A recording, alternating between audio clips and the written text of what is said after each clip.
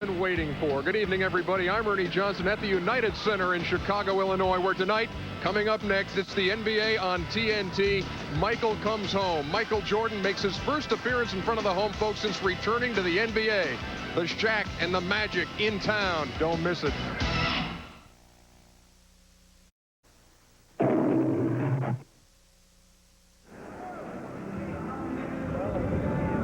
It is a night the city of Chicago has longed for, a night when that bond between player and fan will be celebrated. Tonight it's the NBA on TNT. Michael comes home.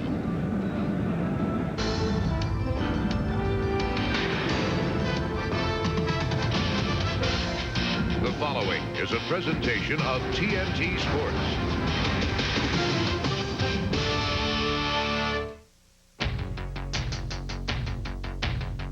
Jordan.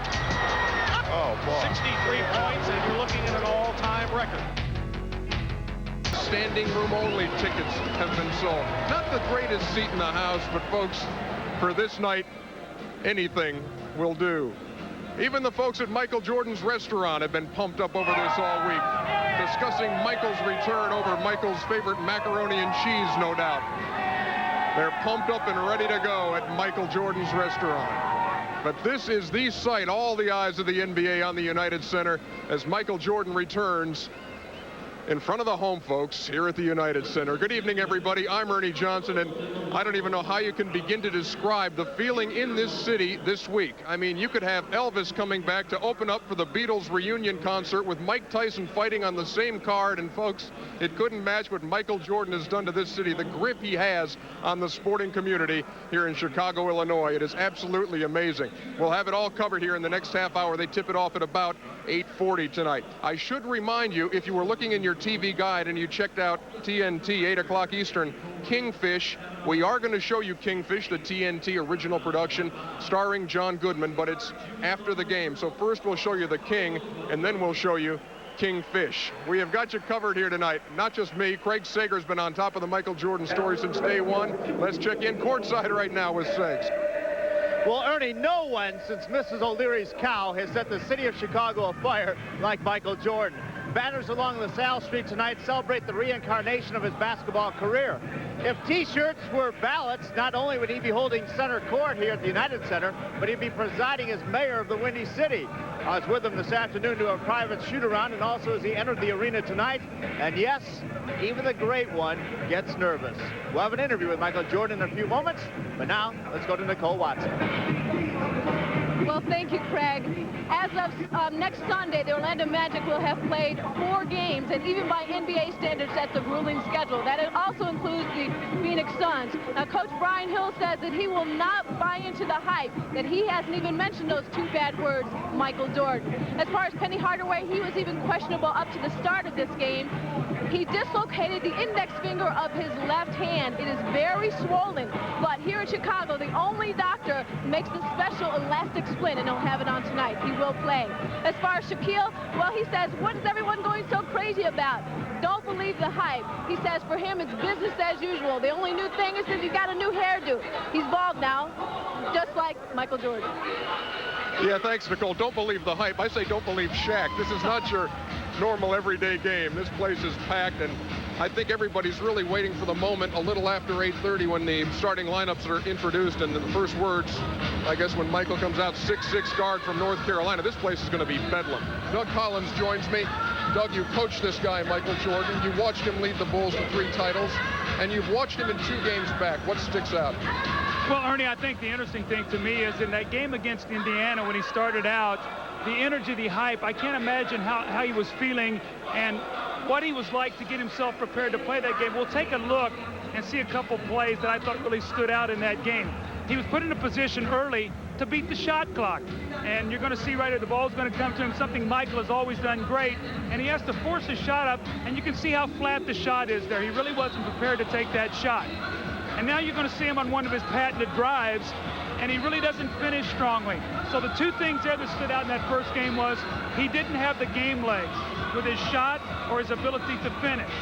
19 points on the night in his debut, 7 for 28 from the field, very un-Jordan-like, but I think nobody really expected him to go gangbusters the first time out. Second game against Boston, more like Mike, because he was above 50% shooting, better than that, 27 points to lead everybody. This was more of an MJ performance. Well, I think the real key was it was a more relaxed environment for him, too. There wasn't quite as much hype, and he got himself into a good rhythm early. They went right into the post with him, something that he loves to do. It's his patented move, his little fall-away jump shot, and you're going to see he gets his legs underneath him. He gets really good balance.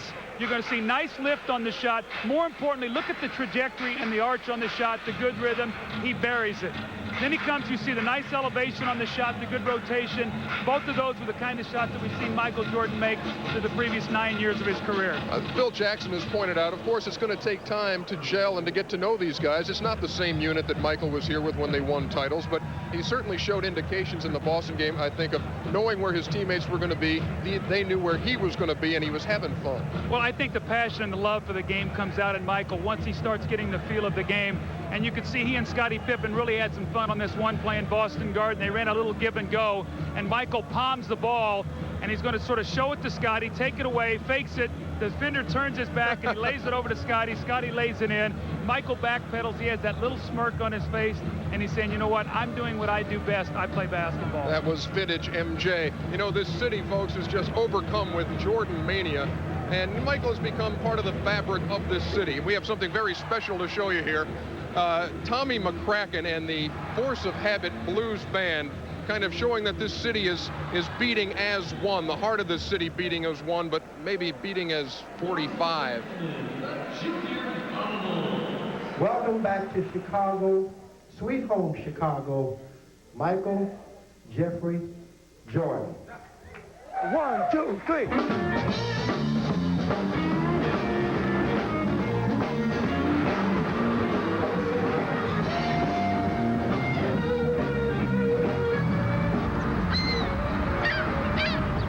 One guy, I mean, he's more popular than the President of the United States, so I'll tell you, Michael can turn any city around. He can turn the world around. It's sort of like finding that Beethoven, after writing 5 symphonies, is coming back to possibly write 6, 7, 8, and 9.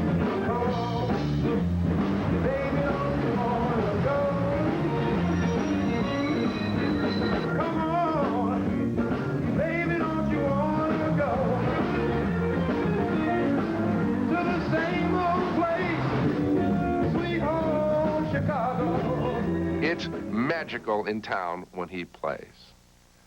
Streisand comes to sing after a 20-year retirement.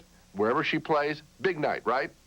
Big night in Chicago when Michael plays. Chicago is the place to be today. The town is crazy. His airness is back.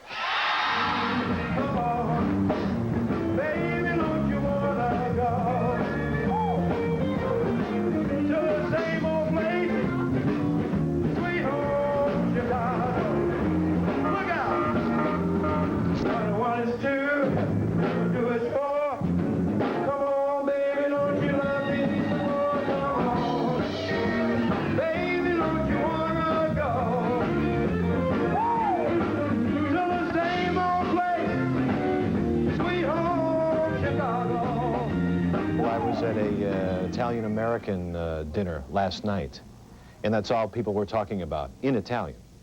You go to a Polish community where they have their newspaper in Polish and don't speak English. There's a Michael Jordan headline, which is the only part I could decipher. This is the most diverse city in America, I think. But in any language, Michael Jordan is, you know, a god. Come on, baby, don't you wanna go?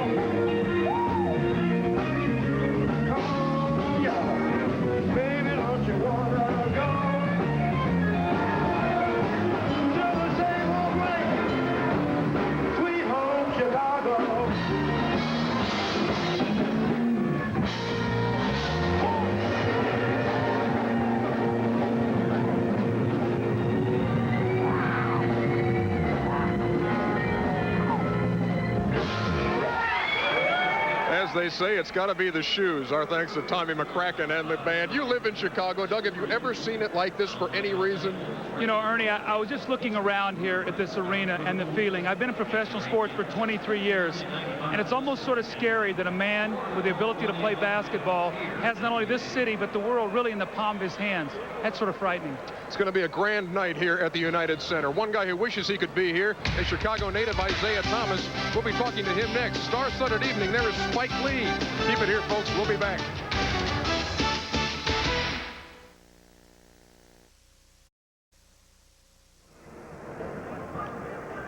Welcome back. This was the scene this afternoon. Michael Jordan arriving at the United Center to shoot around. You know, he did yesterday for the first time shoot baskets here at the United Center. Did it again today about mid-afternoon in preparation for tonight's game with the Orlando Magic in front of a sold-out house here at the United Center. You know, Isaiah Thomas grew up in Chicago. He'd love to be here tonight, but duty calls. He's now with the Toronto Raptors, the expansion franchise, and he is scouting collegiate talent at the NCAA tournament tonight. But we were able to hook up with him a little bit ago and get his thoughts on Michael's return. Here's Zeke. Isaiah, I assume that on TV you have watched Michael Jordan in his return to the NBA now. How would you sum up what you've seen so far? Excellent. The other night in Boston, he had that 50 look on his face, and if he hadn't gotten in foul trouble, he probably would have gone for 50. He's remarkable, and the way he's come back, I think it's very exciting for basketball. It's very exciting for me now that I get to watch him as a fan and don't have to compete against him anymore. Yeah, I was going to say, is your outlook a little different because now you're an executive in this league with Toronto, and you got to be liking the fact that, hey, fans, Michael Jordan next season coming up to play the Raptors. You're thinking about that yet?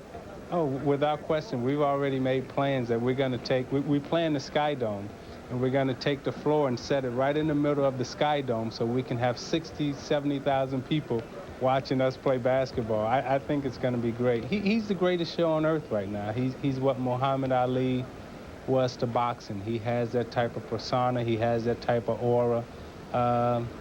You know, it's fantastic, and it's very exciting to be in the NBA at this time. Do you agree with the theory now that Chicago is immediately a contender for the crown because Michael is here, or is that asking too much?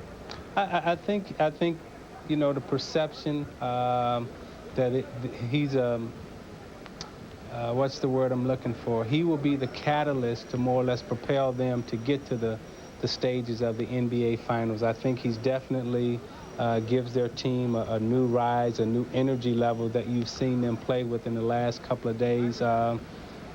You know, he's tough to guard. He brings an aura and a persona, and just his presence alone out on the basketball court is worth, you know, 20 to 30 points a night from a defensive and an offensive standpoint, because he makes people miss shots, he causes such havoc, and then he makes a couple of shots himself. Quickly, what's he going to go for tonight against the Magic? I think it's a 50 night. Man.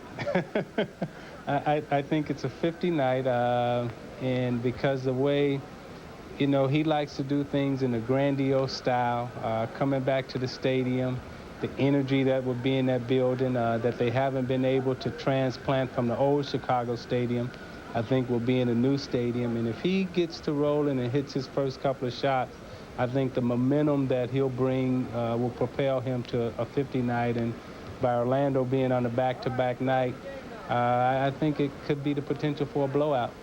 It's in the book, Zeke. I appreciate it. I say what now? I just wish I could be there to see it as opposed to having to go scout the college game. Well, I tell you, your hometown is a buzz. I'll tell you that right now. Zeke, good to talk to you. Good luck, all right? Thanks. All right, will he go off for 50? Who knows? There are 24,000 and change here, hoping that he does. Michael Jordan yet to make an appearance on the court, and the fans here are standing wherever you look, just waiting to get a glimpse of Michael Jordan. Almost lost in all the hoopla, the fact that the team with the best record in the NBA is here, the Orlando Magic, with their 50 wins, in town with Shaq and with Penny Hardaway and the rest. Let's go down on more on that on the Magic with Nicole Watson. Well, thanks, Ernie. Earlier in the season, there was so much hype about an Orlando Phoenix Suns final. But you know, the Phoenix Suns didn't want to buy into that necessarily. They took the hype off of them. The Orlando Magic said to that, listen, we've got the best record in the league. We don't care if the Bulls are around. You have to respect us. He's the player that we all idolize, even though we won't say it, publicly. But he's the guy that we all, strive to be like, in a sense, not totally, but in some aspect of his life and in the way he plays on the court. Can you have a handful of guys in the league that as soon as they touch the ball in the open court, you have a feeling something good going to happen. And with Michael, it's both ends of the floor. He makes me better, just by watching his moves and the things that he does out there on the court, offensively and defensively. And when you play against the best, then you can use him as a measuring stick to see how good you are. So when I play against him, I'm definitely going to give him my all and see what I can do against the best. We have to contend with Michael, but Michael has to contend with our team also, a team that he hasn't faced really in the last 2 years. So it's going to be a great challenge. It should be a great basketball game, and I think we just have to treat him with the same respect that we would treat any great player, but at the same time go out and compete at the highest level that you possibly can.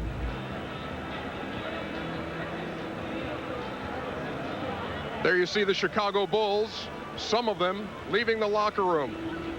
Ron Harper there, Larry Krystkowiak. Michael will make his appearance soon. We'll be back with more after this.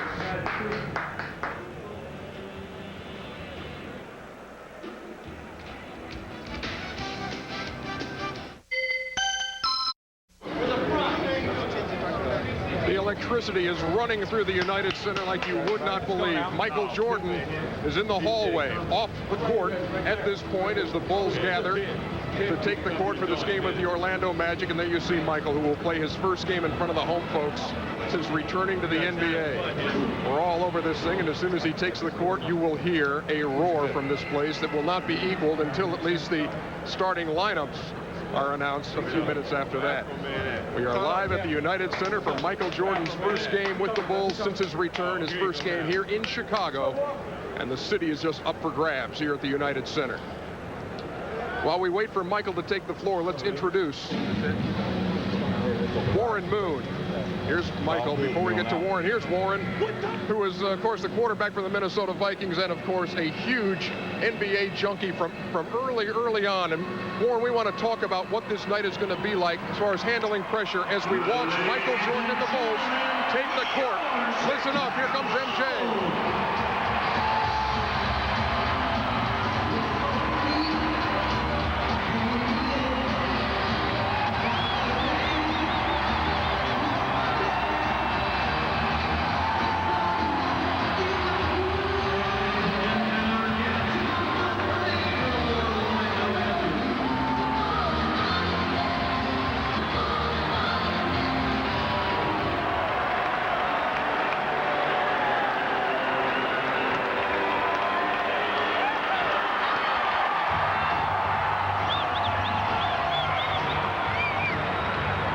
I guess that will officially go down as the first bucket made by Michael Jordan in the layup drill, and a huge roar went up from the folks here at the United Center. All right, Warren Moon, the newest member of the Turner Sports family. That is out of the way now. How will a guy like Michael Jordan handle a night like this, the pressure of the entire city and just of the moment on him? Well, I'm sure this is a night he's thought about for a long time, and he made a lot of decisions before he came back. He's back now. The people are excited about it. I've never been around a frenzy like this before in sports. I've been around a lot of big sporting events, Super Bowls, NBA championships. This is some type of electric feeling here in this building tonight. What would be the key to getting through a night like this and playing as well as you're capable of playing?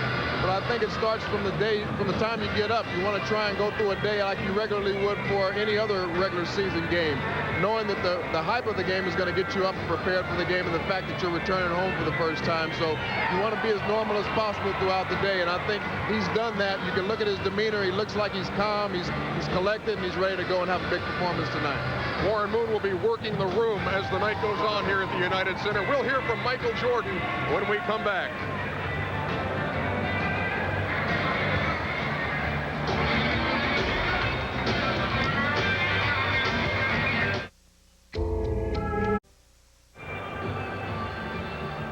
His return, the talk of the sports world. Tonight, Michael Jordan playing for the first time in front of the home folks. He talked about his return with our Craig Sager. Just enjoying the game. and trying to win another championship. I mean, it isn't the money. I mean, you know, my contract basically is the same now as it was when I retired, but it's the true love for the game and certainly, you know, the appetite to get back on top. Can you come back as strong as ever or better? I don't think it's going to be a point where, you know, I can't do the things that I used to do. If so, I wouldn't have came back. I love it because I know I still can do those things. That's the reason I'm back. I'm not here to give you a second-rate, you know, a cameo appearance. You know, I came back here to do the job, the top job that I always have done, you know, and I'm going to maintain that, and I'm going to continue to do that. You know, it's just going to take a few minutes to get my skills back to where, you know, where I want them to be. Friday, you go against Shaq. Is that a challenge you've been looking forward to, the way he has improved? Yeah, he has improved. And yeah, it's not just him, but I mean, their team has improved. And then even more so improved with Horace. I think with his leadership, it's certainly going to be very helpful to them. But I think what is going to be key for us on Friday, and one of the reasons I did want to come back, was it's going to be a measuring stick, you know, in terms of what we have to do to get to that level of a game by playoff time. You know, if we do well, then we know we still just have to sharpen some of the edges. But if we don't do well, at least we know what we have to work on to get to that point. So it's a great measuring stick for us on Friday. Already in this building, the noise is overwhelming. I can just imagine what it's going to be like when Michael Jordan is introduced in just a few minutes. You're going to see it here on TNT as the Bulls take on the Magic. We'll turn it over to Bob Neal and Doug Collins for all the action when we come back.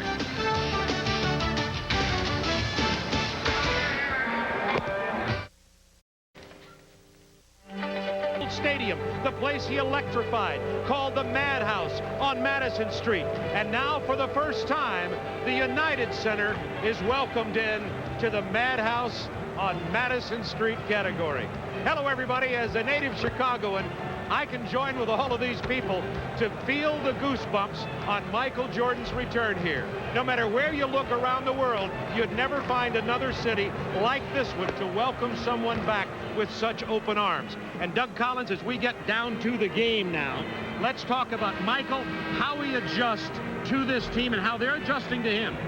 Bob, I thought in the first game the team got the ball to Michael, stood around and watched him play, almost looking for verification. When they caught the ball, Michael, is it okay if I play with you? I thought in Boston Garden the other night, they did a much better job of letting Michael fit into them. He is so good, he'll find his spots. They don't need to change anything they're doing. Okay, let's go to Orlando. Now, we know Orlando has been on an emotional downer lately. They've lost 8 out of 10 on the road. This will be a big test, but there's 2 players particularly I want you to talk about here tonight, and that's Horace Grant and Shaquille O'Neal. Well, it's going to be very emotional for Horace Grant. We know he's coming back to Chicago. His first game here did not have a good night. 32 minutes, 10 points, 9 rebounds. They lost by 32 points. The fans are going to be on him. They're going to let him know, we don't like that you left us here and went to Orlando. As far as Shaquille O'Neal, Shaquille is trying to downplay this, say this is just another game. It can't be. Great expectations on this team, Bob. They've lost 8 out of 10 on the road. They need a good showing tonight. This is a playoff atmosphere, tremendous distraction. This is what they're going to see every night come playoff time. In a moment, Doug and I will be back with our pop at the top, and I'm going to ask the coach to tell us how to watch Michael early. Stay with us. We're live from the United Center in Chicago. What if there were no sports?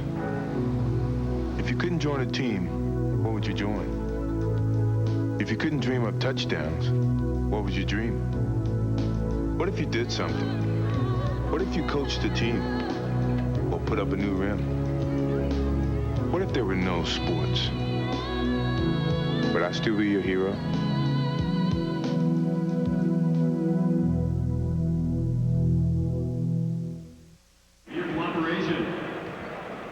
Welcome back to the United Center. Bob Neal and Doug Collins with you, and our Budweiser pop at the top. I've been waiting for this. You know Michael Jordan. You traveled with him, lived with him, coached him. How are we going to watch him early in this game tonight to determine how he's responding to all of this? Well, you know, Bob, I've always felt that of all the athletes I've ever seen, Michael's had the greatest feeling for what's needed on a particular night. Do I need to come out? Do I need to score? Do I need to come out and get my teammates involved? Get the pulse beat of the game? But remember now, Michael Jordan is a human being. A lot of these people don't realize that, but he is. I can't imagine what's churning inside him right now. I think he's going to be very hyper at the start, and especially when he plays against Penny Hardaway. My experiences with Michael Jordan has always been, whenever he plays against somebody, he wants to issue a statement to them. Look out, Penny Hardaway. There's your coaching clinic, and that's our Hop at the Top. In just a moment, back for the biggest moment in Chicago, and that's when their public address announcer introduces Michael.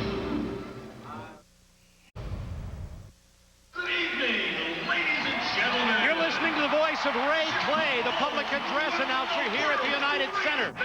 He did the introductions at Chicago Stadium when the Bulls were winning their 3 world championships. They were so dramatic, many teams around the NBA have copied them. But there is nothing like the moment in Chicago after Ray Clay introduces the visiting team. The lights go down, the music starts, and the Chicago introduction. Let's join Ray Clay now as he's introducing the Orlando Magic. 6'8", Donald Royal.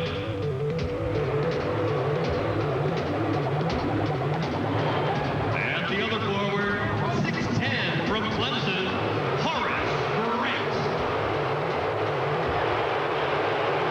At center, 7'1", from Louisiana State, Shaquille O'Neal.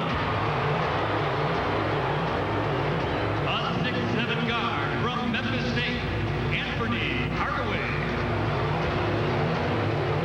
And guard from Illinois, 6'6", Nick Anderson. The Orlando Magic are coached by Brian Hill, assisted by Richie Adubato, Tree Rollins, and Tom Sterner.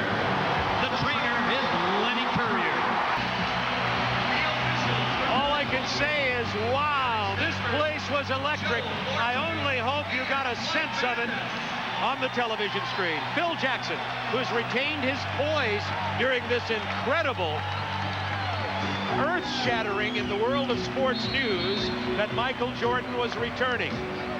Michael is back, and tonight I had a brief moment of dinner with Phil Jackson, who was calm and collected, sitting with Tex Winter, and he said, I know that Michael will work back in.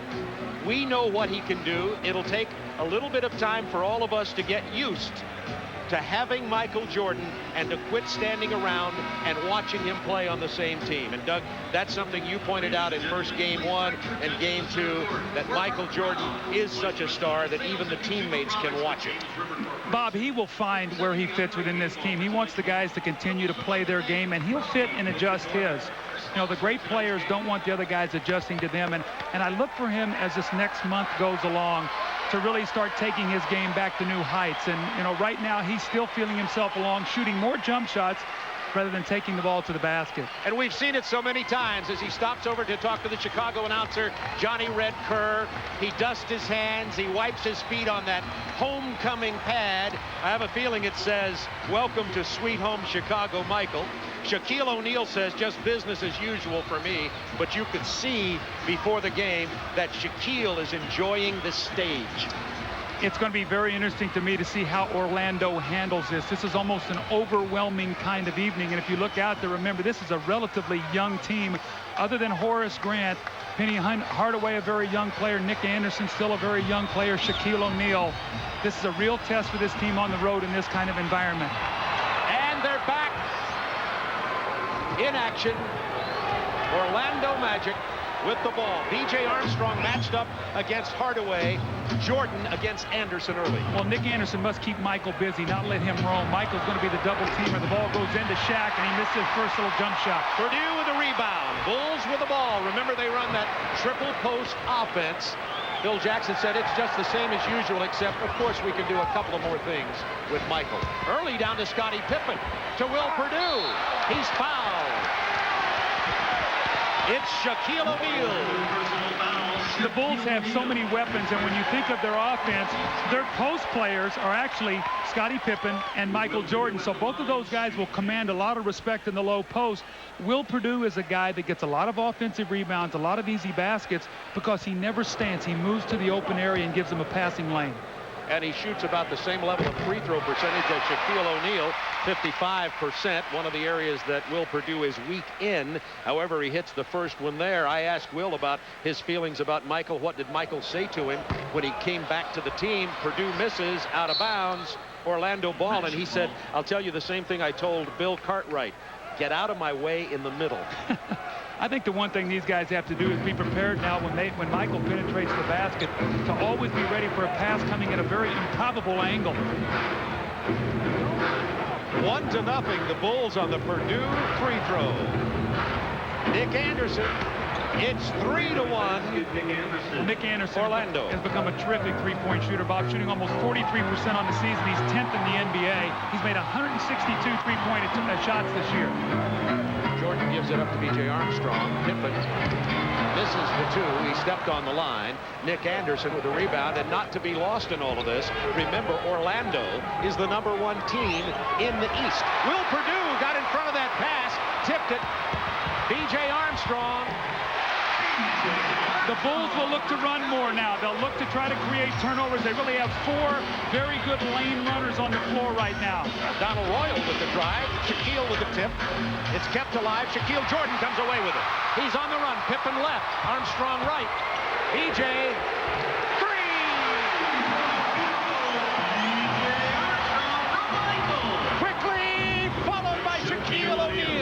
On the court length pass, Orlando answers quickly. It's Chicago 6, Orlando 5. One of the things the Bulls are going to have to be aware of is that Orlando will run even after made field goals, and Shaquille has a tendency to lay back and look for the easy one behind the defense. He got it that time.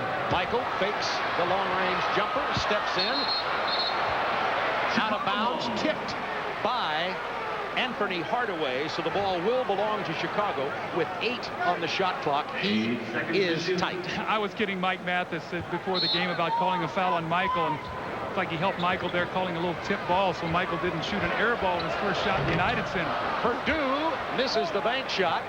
6-5, Bulls by 1. 9:47 to go, quarter number 1. Nick Anderson. 2 threes in a row. He is a local player who played at Simeon High School here in Chicago, and he's pumped up for the game because he has a lot of his family and friends here. And he's played against Michael Jordan before, so he knows Michael, so he's a little bit confident. He has his rhythm in this game early. Kukoc in the post, the 6'10 Croatian sensation, Tony Kukoc, who's had a little bit of trouble getting used to playing with his idol, a man he grew up idolizing. Shaquille over Perdue. Well, that's terrific low post position, and you get the great spacing because Nick Anderson's hit 2 threes. Michael has to really cover him out there. They drop the ball in the post, and Shaquille's got so much room to work before the double team can get back to him. And very early, Phil Jackson calls a 22nd timeout to regroup with his team. Obviously a very tight Chicago team, but they're down to 10-8. Shaquille operating early. Well, I think this is a very good start. Look at the spacing on the floor. Nick Anderson, and Michael gives him a lot of room there. Normally, Michael is going to be up either pressuring the basketball or he'll lay back and read that passing lane. Many times he'll jump up and steal that entry pass. But I like what Orlando's done early in this game. They've taken this emotional surge.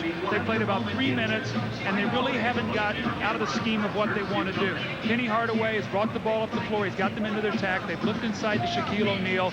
They kicked the ball outside, and Nick Anderson's hit 2 3-point field goals. So they've had a good inside-out attack here in the first part of the game. Speaking of that, Anderson outside 6 points. O'Neal inside 4. All 10 of the Magic points.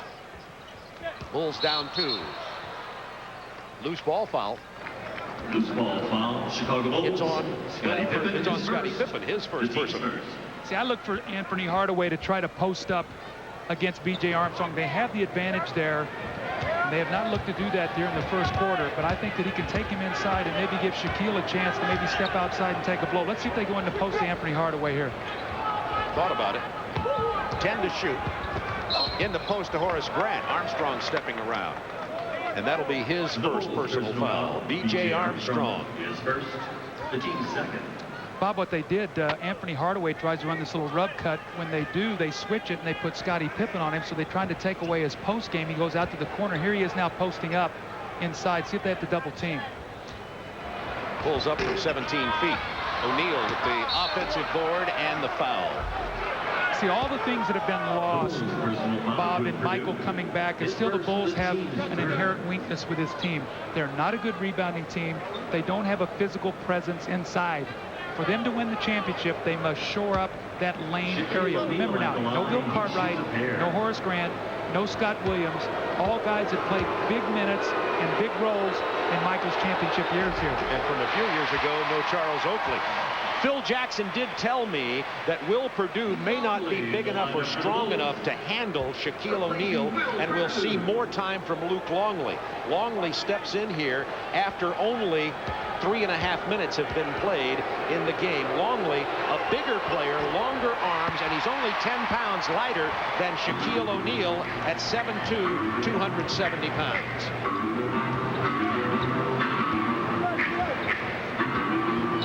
Hosting Michael. 8 to shoot. Nick Anderson does not want to let Michael go baseline. He said if he goes baseline, I'm in trouble. So you could see his first move there was to try to seal that baseline off. He had quick hands. He knocked the ball away from Michael on the dribble. 6 on the shot clock. Jordan opened with 5 left. Michael misses. He's 0 for 2 early in this game. New shot clock for Chicago. Back inside to Michael. Fakes the pass. Illegal defense called against Orlando.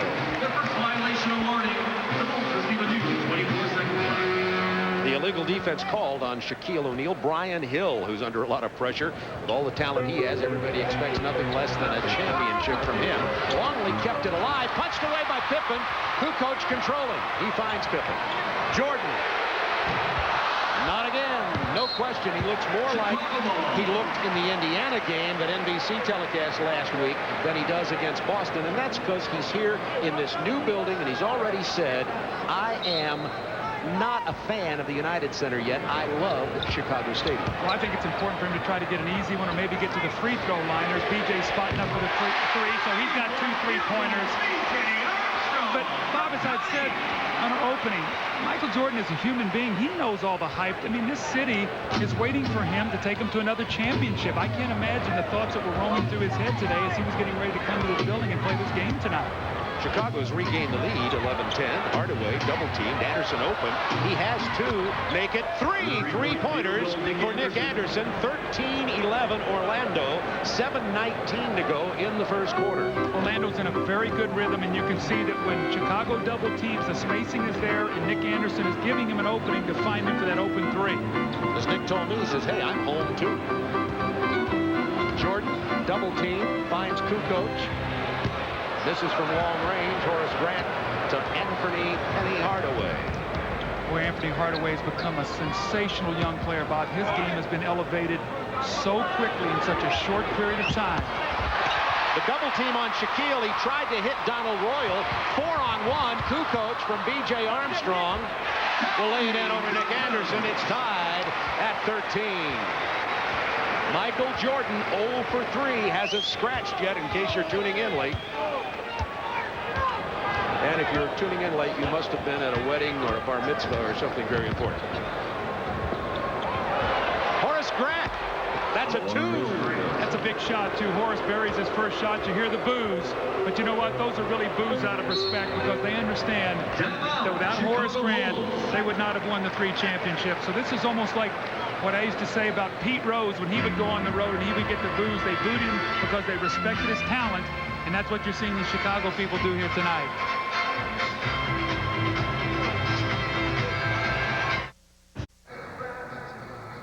Well, the Magic are off to a good start. They lead 15-13 with 6:13 remaining in the first quarter. We'll take a look at Michael Jordan's first shot.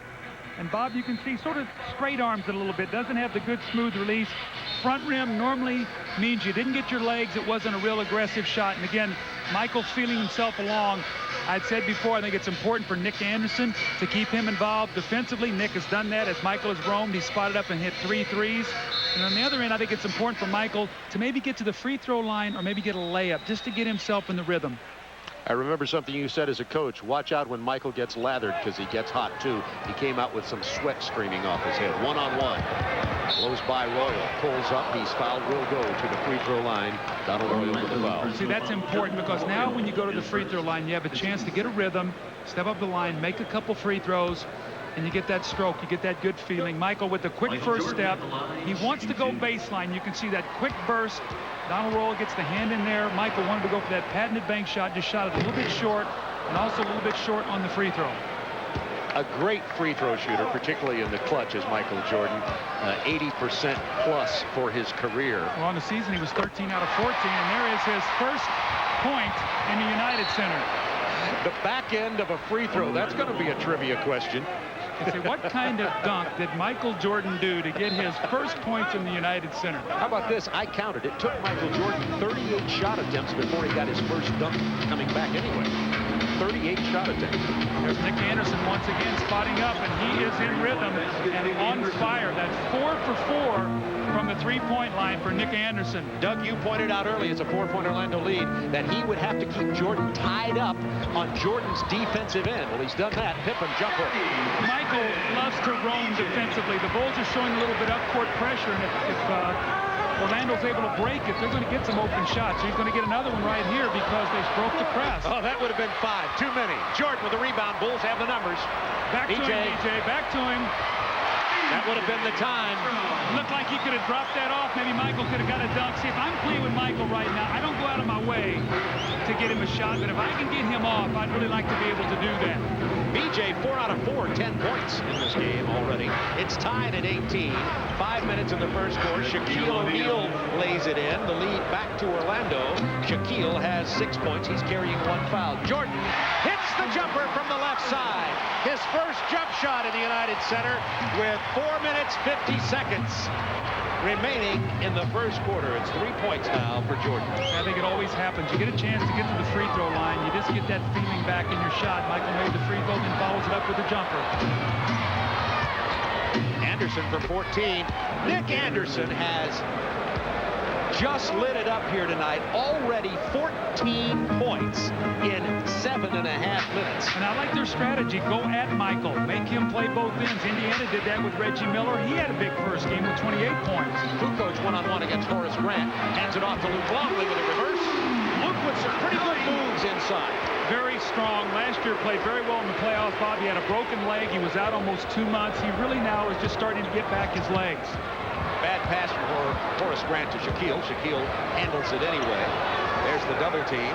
Now this is an area that he's really improved on, is his passing out of the double teams. That was sort of an excuse me shot. I don't have anything else I can do with it. That's right, nobody there. Kukoc all the way inside. Pippen back. Jordan!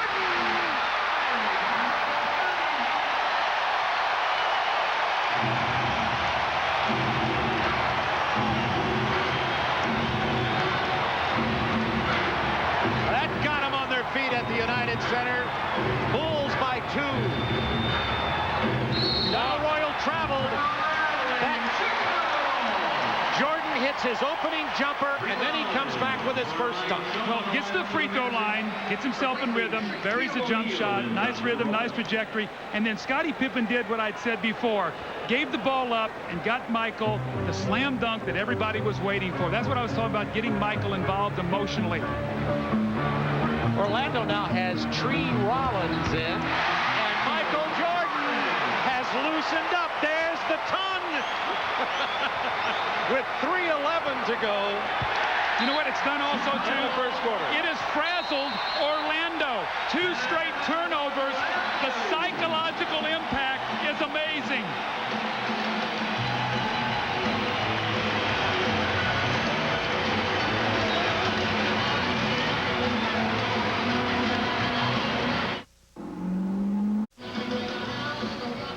The Bulls up by 4 now on a 10-4 Chicago run. You're talking about Michael Jordan giving up 14 points to Anderson early. Well, you know, see, you see Michael go at Nick Anderson, and he's standing up straight, and his next reaction is he has to bend over, and when he does, he gives Nick Anderson this driving lane. In fairness to Michael Jordan, when you're away from the game for 17 months, I don't care if you've been playing baseball or what, you've not been playing the kind of sport that you need this kind of energy to play. His defense is going to suffer a little bit right now until he gets himself where he can play both ends of the floor the way he did once before. By the way, we'll be following the Michael Show into New York City on Tuesday night, 8 Eastern time on TNT. Hubie Brown will join me for that game, 8 o'clock Eastern, Madison Square Garden. And Doug, that'll be another madhouse. Well, it's going to be that way wherever Michael goes the rest of the year into the playoffs. Be aware now, Michael's hit a couple shots. They like to reverse an alley-oop him for a dunk in many instances coming out of a timeout. So maybe the next couple times down the floor, look for that.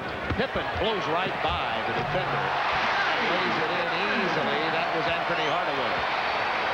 Anthony Hardaway has not gotten in this game yet. He looks like he's just sort of drifting right now. There's another turnover. This time Nick Anderson picks it up, but Anthony Hardaway has got to get himself involved. He's now matched up against Michael Jordan. 10 to shoot. Horace Grant from 18. Pippen rebound. Bulls up by 6. Their biggest lead in this game. Jordan. Rollins with a rebound. They're so concerned about Michael going around him. They're going to give him that outside jump shot. Brian Shaw in the ball game. Horace Grant, jump hook, yes, over Tony Kukoc. Horace Grant. It's a big night for Horace. A lot of emotion in him. He's a very emotional player. Has a tendency sometimes to get caught up in these things. He did the first time Inter did not play while his team was blown out. Anderson on Pippen. There comes the double team. Open man. Long range. That's a 2 for Tony. The weapons that Chicago has on the floor right now, if you look out, the big, strong center and Luke Longley, if you look at the perimeter people, all these guys can shoot, pass, handle the basketball. Horace Grant gives it up to Hardaway, who hits a 3 from the corner. That might help Penny get off the mark. He, by the way, is playing. You see advantage on his left hand. Dislocated his finger prior to last night's game, but did not turn the ball over. Luke Longley with a bad pass. Here comes Hardaway. Look out. Look out. Longley fouls him. He is an exciting, explosive player in the open floor. His game, Bob, this year, you look at his numbers. Anthony Hardaway's 10th in steals. He's 12th in assists. He's 13 in scoring. His team has the best record in the NBA. And you just see him glide to the basket with the ease of the great players in this game. This guy has greatness written all over him over the next few years if he can stay healthy. Still learning the point guard position and still trying to take care of the ball. Anthony turns it over 3.3 times a game. And Michael Jordan goes to the bench for a rest. Pete Myers, the man who replaced Michael in the lineup when Michael retired, comes on the floor. The Bulls leading by 2 with 1:25 to go in the first quarter. See, the Bulls have a tremendous luxury now. They can rest Michael, bring in Pete Myers as a defensive player, and they still have offensive weapons in Kukoc and Pippen on the floor. Bad pass, Rollins. B.J. Armstrong. Bulls by 4, 1:18 to go in the quarter. The Magic came out here looking very poised. They started getting rattled when Michael started scoring points. Absolutely. They had 2 quick turnovers, got a little bit out of sync. All in all, you know, down only 4 right now. They've had a pretty solid first quarter. Horace Grant. Jump hook didn't fall. He'll go to the line. And here's the bad pass from Tree Rollins and B.J. Armstrong on the run. Well, B.J., these are the kinds of baskets you don't want a great shooter to get. B.J.'s already got 2 threes, and he's got 2 breakaway layups. So B.J.'s got 10 points in the first quarter, doing it inside and out. Actually, as I look at it, Doug, he's because of the threes, he has 12. Okay, 12. And B.J. Armstrong has always been known as a very good shooter, and as a 2-guard kind of mentality, you're going to see Michael Jordan playing a lot as a point guard. They have so Something many. you came up with many years ago. Well, they have so many different things they can do. You look at the Orlando backcourt right now, and you see Penny Hardaway, Nick Anderson. If Phil Jackson wants to, he slides back, Michael back, plays point guard. He can have Pete Myers out there with him, go 2 big guards, slide Scotty into the backcourt, have Scotty Michael, put Tony over to small forward. A lot of flexibility. He can go big, he can go small. That's what Michael and Scotty's versatility gives you. I like the thought of that lineup playing a team like Phoenix. Oh, boy. A lot of points in that game. Bulls by 2. Under a minute to go. First quarter. Jordan on the bench. Luke Longley. Pass inside. Kukoc is fouled as he slams into the very big chest of Tree Rollins. But Scott got him early. Dennis Scott. See, Orlando would like to string out that screen and roll, make the player go east and west, but Scotty too quick for Tree Rollins. Got the quick pass to Luke Longley and caught him in the rotations. B.J. Armstrong defended by Hardaway. Gets past him on the dribble inside the Longley. Lost the handle. Out of of bounds. Horace Grant stepped on the line. Chicago ball. 37.6 to go. First quarter. 12 on the shot clock. See if the Bulls try to get a quick shot out of this and go 2 for 1. They can get 2 possessions for 1. So look to see if they get a quick one. Scotty may be stepping right back in after he throws the ball in bounds. Looked for Kukoc, didn't get him. Then found his second option.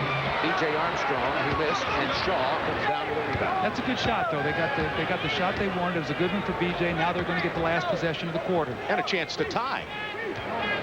And for Orlando, with the Bulls scoring 32, which is a lot of points in the first quarter, Orlando hanging right in here. Remember, the Magic average is 111 a game. Hardaway from 25 feet. Longley tipped away by Rollins. It'll be Chicago ball. 9.1 in the quarter. Well, Steve Kerr will come in now. Phil Jackson will spread the floor. They'll probably keep B.J. out there. I imagine they'll take out Luke Longley, one of the big players, go 4 3-point shooters, let Scotty penetrate. If no one helps, take it to the basket. If they do, kick out to one of the 3-point shooters. Steve Kerr, I'm going to laugh about this. He said, I came to play to the Bulls to play with Michael. He retires. He said, I can't wait till the first time I'm in the ball game on the floor with Michael. Guess who's not in the ball game? Yeah, I know, and this is a guy who's going to be the beneficiary, a lot like John Paxson was in the championship days, where you float on the perimeter out of the double teams on Scotty and Michael. You find the open spot and you bury the shot. He's the second best 3-point shooter in the league. Pippen double clutches.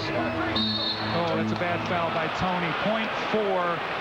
They're over the limit, so Horace Grant will shoot 2 free throws. So in sitting to get the last shot of the quarter, you foul, and now you put Horace Grant on the free throw line. That is not a good play. And that's the second personal foul in this quarter on Tony Kukoc. Remember, he's out of position. He's the man who plays power forward at the beginning of the games. And Phil Jackson said he'll be using Bill Wennington a little bit at power forward, and of course Corey Blunt. And those are really the 3 power forwards. And Krzyzewski is back, but he's not quite healed up from his injury. Well, I think that Tony right now initially will be the guy who will suffer most from Michael's return, because Michael will have the ball. And Tony's used to either he or Scotty having it now in this offense, so he's going to be the third option. Tony's going to have to pick and choose a little bit more within the offense. 0.4 of a second remaining in the quarter. A chance for the Magic to get out of here on the Michael returns to Sweet Home Chicago opening quarter, tied at 32. Horace Grant, 8 points in the quarter. That's the end of the first. But the man has not been Michael. It's been B.J. Armstrong. 12 points, including 2 threes. Michael Jordan has 7 points in the first quarter.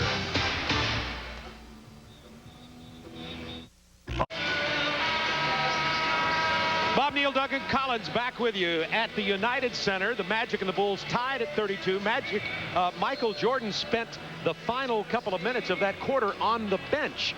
Craig Sager's over by the Chicago bench. Craig, did you get any information from Michael?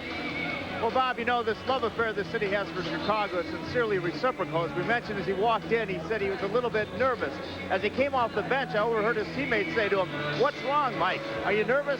And he smiled and he says, "Yes, it really got to me. It really did." He started smiling. And as Doug Collins said, I think he's back in the groove now. Bob? Michael Jordan is probably tired of seeing Craig Sager. Craig has been with him in his hip pocket since he returned to the NBA last week. So Michael Jordan 3 for 7 in the first quarter, 7 points. And the Bulls and the Magic are tied at 32. Some substitutions on the floor. First of all, Dennis Scott, Anthony Bowie, and Jeff Turner join Shaquille O'Neal for Orlando. Luke Longley from Michael Jordan. That's the third assist tonight for Michael. Now, Bulls have gone big in the backcourt, so you got Michael and you got Pete Myers. So you've gone to a bigger backcourt to match the backcourt of the Orlando Magic. Brian Shaw at 6'6", Anthony Bowie at 6'6". This is the flexibility. And Corey Blunt in at power forward. Jeff Turner now will shoot the jump shot. If they switch this, they got to rotate to him quickly. Excellent shooter from that area, too, and they did rotate to him quickly. 4 on the shot clock. It's blocked by Corey Blunt. Chicago ball. They did not run that screen row well, and Chicago defended it very well. With Jeff Turner, he's got to set the good screen, get himself open, we get those feet set. He's not a guy that will put the ball on the floor. Can Corey Blunt be the answer at power forward for Chicago? I think that remains to be seen. I think that he has some ability, but I think he has to be more consistent. Michael Jordan one-on-one, open man, Pete Myers, out to Pippen, 7 on the shot clock, 5, who bails him out, 4, 3, Pippen bails him out. Many people think Scottie Pippen, who's having a career year anyway, will play even better with Michael back. Well, I've always said that Scottie was a great Tonto and Michael was a great Lone Ranger, so I think that they're back in the saddle right now once again with each other. I always said he was a great Bob Neal to Doug Collins. Oh, Jeff Turner with the air ball. Wow. Chicago ball on the violation. 36-32. 10:37 to go, first half. Michael Jordan's homecoming from the United Center. Jordan has 7 points thus far, came out very nervous. Watch Michael now. He's sneaking around there like he wants to reverse for a lob. He's in that wing area. You'll be surprised to see him get an alley-oop from Pippen here in the next couple possessions. Brian Shaw trying to play Jordan. The penetration, the kick out to Pete Myers from long range. Rebound, Shaquille O'Neal. Remember, if that's Steve Kerr or B.J. Armstrong, that's probably going to be a three-point shot that's going to be knocked in. Brian Shaw with the penetration. The runner won't fall. Longley kept it alive. Shaquille came away with it and draws the foul. Bulls by 4, 10:04 to go, first half. You think the referees are having a hard time saying number 45? It's like it's automatically 23, but very seldom did they call those fouls on Michael. So we saw in Boston the other night, he got 3 fouls in about the first 6 minutes of the ball game. That's his first in this game. Shaquille O'Neal, the 56% free throw shooter at the line. He shoots 58% from the floor, 56 from the line. And by the way, don't forget, at the conclusion of tonight's game, we'll select the Budweiser player of the game. By the way, speaking of Michael and number 45, do you know that he wore that number in junior high school? You know how people's minds work, though, when they don't have anything to do except sit around. They said the reason he's wearing 45 is because the next 2 championships they win are 4 and 5, and he just wanted to have that on his uniform. I mean, I've heard it all. I like that. Shaquille O'Neal with the rebound. 7 for the Shaq. 3-point Bulls lead. Dennis Scott, the rainbow will drop out of bounds off the hands of number 45. I think it's the logarithms. Here's how you figure this. 2 times 3, then you divide by the square root, and if you get that, you get 45. If you cut that in half, it comes back to 23. It's a logarithm thing, doesn't it? Way over my head. Dennis Scott. Dennis Scott has been in a shooting slump. He was 6 of his last 34 from 3. Then he had a good ball game, 5 for 9. The game we did against Phoenix last night, 2 for 9. Missed his first 7 shots. He's come out and missed his first 2 shots tonight. Jordan. Flat. Front rim. You can see it. Legs not quite into his shot. And you know what? People are going to make Michael consistently make that shot until they really get up and challenge him, because you don't want him breaking your defense down. You'd much rather live with him shooting the outside jumper and getting your entire front line in foul trouble. And you saw what happened when we got everybody involved. Orlando got frazzled. Jordan now 3 of 9. Corey Blunt posted against Jeff Turner. Luke Longley in the paint, back to Blunt. Corey Blunt with a 14-footer. Nice soft touch from the youngster from Cincinnati. If Corey Blunt will rebound, play defense, be active, get to the offensive boards, he can be a real live body for this team and really energize them, give them a lot of help. But again, Bob, must be consistent. Inside to Jeff Turner. He draws the foul. 5-point Chicago lead with 8:45 to go in the first half. Personal foul, Luke Longley, his second, the team's second. Well, they've had the eyes of Mike Singletary. We saw through many years of the Chicago Bears. These are the eyes of Michael Jordan tracking Brian Shaw. And you know what? Even if his legs weren't in shape, those eyes would scare you into trying to do something. Say, here, you take it. That's exactly what Brian said. As he said, Mama didn't raise no fool. Will Purdue's about to check back into the ball game for Luke Longley, who just picked up his second personal foul. Jeff Turner, if you discount the 17 years experience of Tree Rollins, who's also an assistant coach for Orlando, Jeff Turner has the most experience on this Orlando team, followed next by Horace Grant. After that, it's everybody 6 years or less. Well, Jeff Turner really had a terrible leg injury last year. They missed him in the playoffs, and I thought he could really help them in early rounds with his shooting. See, Michael, they're going to make him shoot jump shots. They do not want to let him get in the paint. Over Shaquille, he misses. Corey Blunt rebounding, has it stripped. Dennis Scott with the ball for the Magic. A chance to pull to within 1 or tie. This will tie it if it falls. Pete Myers is fouled by Brian Shaw. Brian Shaw has really struggled with his shooting on the year. He's at 38%. Shooting the three-pointers at under 26%. So if he's not going to be able to make that shot, he's going to have to try to get people to honor him enough to where he can create and penetrate, because they're going to double team Shaq and they're going to force him to kick that ball out. Well, if he wants to learn something about threes, he can learn it from the man handling the ball right now. Kerr in for Scottie Pippen. Steve Kerr is the #1 3-point shooter in the NBA. Matter of fact, he's second behind Detlef Schrempf at 50%. Pete Myers. Nice hesitation, handoff to Purdue. Jordan. Off the rim, too hard. Purdue back with the rebound. Remember I talked about Will Purdue's very active. Shaquille didn't step back and get his body on him, and Will Purdue will hurt you on the offensive boards. He's the team's best offensive rebounder. Bulls up by 5. Their biggest lead so far has been 6. Shaquille against Will Purdue. There's the double team. Corey Blunt breaking it up. 4 to shoot. Donald Royal, that's a 2. He stepped on the line. Excuse me, Anthony Bowie with a 2 stepping on the line. Donald Royal wouldn't want the criticism. But he'd take that jump shot. Yes, he would. Anthony Bowie, excellent defender on Steve Kerr. Then a Scott on Myers. Purdue inside. Look how much bigger Shaquille is than Purdue. He's a 7-footer. 4 to shoot. Left-handed hook shot. Purdue goes after it and jams it. Offensive rebound. You've got to block Will Purdue out, and Shaq stopped playing. You know what happens in many instances? Your top centers don't respect Will Purdue as an offensive player. Pretty soon you look up, he's got 8 or 9 points and 7 or 8 rebounds. And 5 points and 3 rebounds now in about 4 minutes of play. That's what I'm talking about. You got to respect him. You can't let him beat you inside. Shaquille answers, is fouled hard by Purdue, but he missed the lay-in. Let's take a look at the Will Purdue human highlight film. All right, when he shoots the ball, watch what happens when he comes down. His feet keep moving, and Shaq stops. When a guy takes that shot, you've got to turn, bump him, put your body in, and then pursue the ball. The Hawks meet the Warriors Thursday. NT. Just ask that fellow. Shaquille O'Neal, Michael Jordan, Penny Hardaway, Scottie Pippen. It's just another game. By the way, right after tonight's NBA game, it'll be the story of Louisiana Senator Huey P. Long, where the rise to power could only be stopped by a bullet. John Goodman stars in the TNT original Kingfish. That's tonight following the NBA on TNT. Some other scores around the NBA tonight. There are 8 other games going on in the league. Boston way out in front of Philadelphia. Miami having their way with Golden State. Atlanta trailing Cleveland at Cleveland. Atlanta plays Chicago at home in Atlanta tomorrow. San Antonio out in front of Minnesota. San Antonio, one of the top contenders in the West.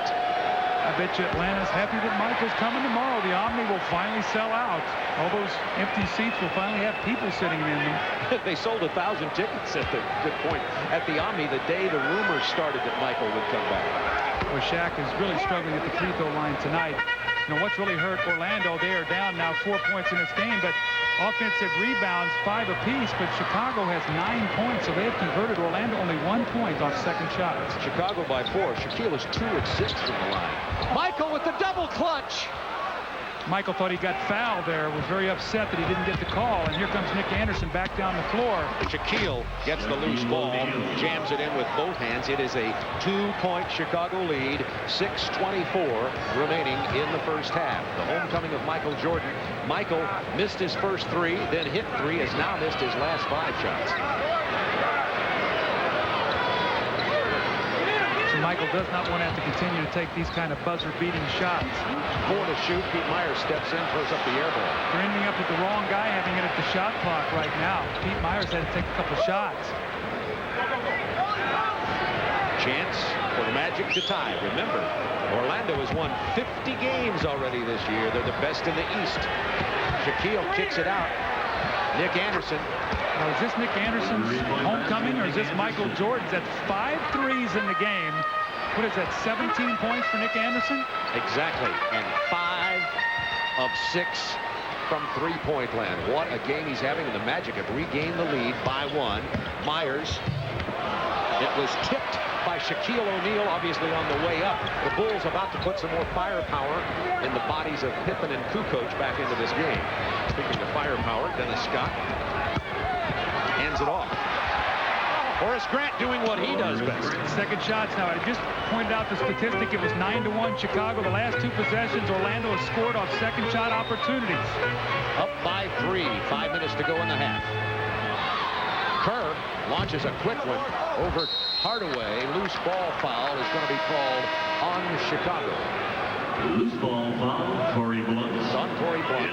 And now Kukoc and Pippen are back in. Blunt and Myers will sit down. So the Bulls will have Kerr, Jordan, Pippen with Kukoc and Perdue. A little more firepower as they trail by 3 with 4:56 to go in the first half. You know, the guy who's had the terrific first quarter was B.J. Armstrong, 5 for 6 in the first quarter for 12 points. And he's been on the bench. And during that period of time, the Bulls have really gone cold. B.J. hasn't even had a shot in this quarter. Jordan deflected that Nick Anderson pass. Hardaway. They get it over to Anderson from the corner. Jordan with the rebound. That's his 4th rebound, by the way. 3 assists to Kukoc off the break from Pippen. You got Michael rebounding, and he kicks it out to Scottie Pippen, who pushes it up. And Tony Kukoc finishes, and here's a steal by Michael. Jordan's going to go all the way!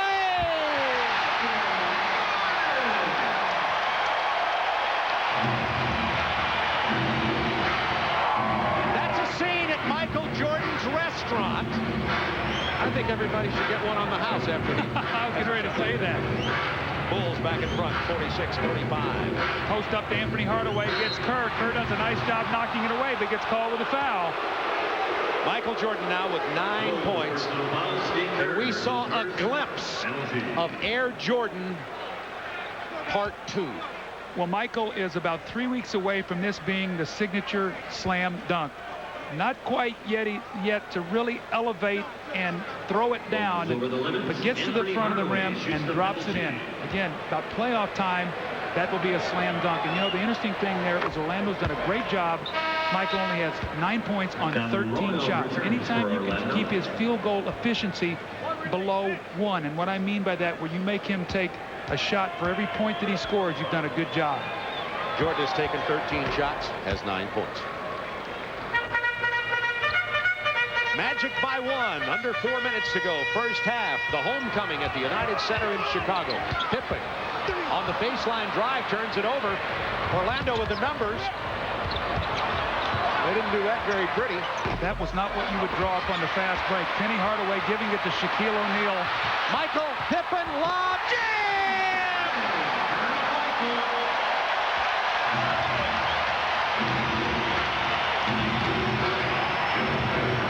You know, we're having a terrific game here tonight, Bob. A lot of times the hype does not meet the game. This is a great game. Jordan, 4 assists. Pippen, 8 points. Bulls back by 1. 5 on the shot clock. Hosting Hardaway. Double team. 3. Inside to Horace Grant. Nice delivery from Anthony Hardaway. And recognition of how much time was on the clock so he could make the extra pass. Kukoc bounces to Pippen. Jump hook.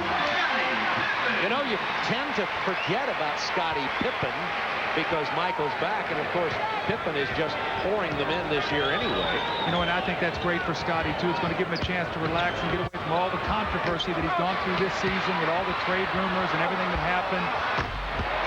Good interior passing by the Magic, and Orlando regains the lead, 51-50. Scottie Pippen averaging 21.9. That's nearly 22 a game. He's 10th in the league in scoring as it is. Bob, what really hurt Chicago with this lineup is Tony Kukoc really not a rebounder, and that's his instincts aren't to go to the boards and bang. And second shots will hurt Chicago in the paint. There's Jordan.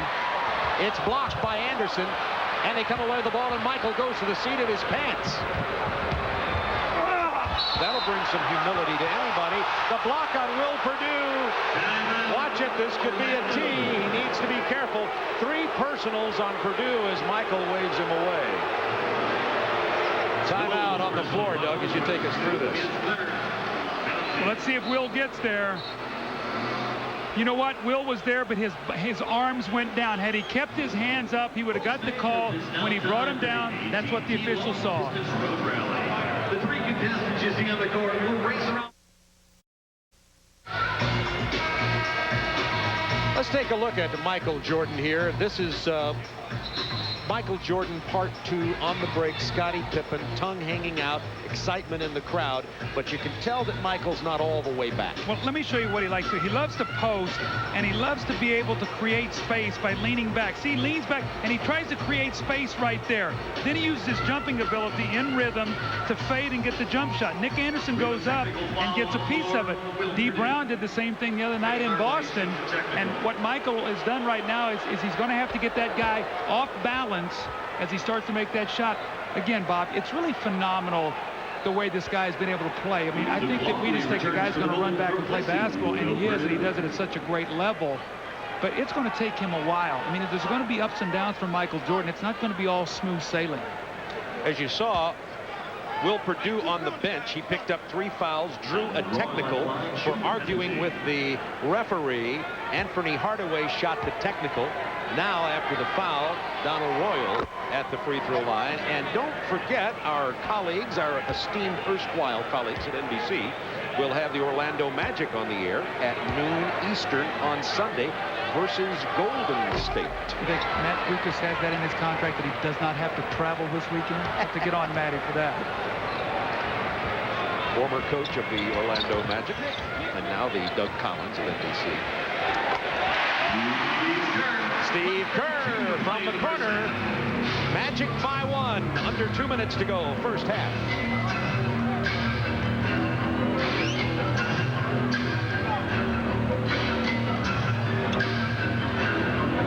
Double team on Shaq. Open man Donald Royal. Lost the handle. 4 to shoot. Jump 3, 2.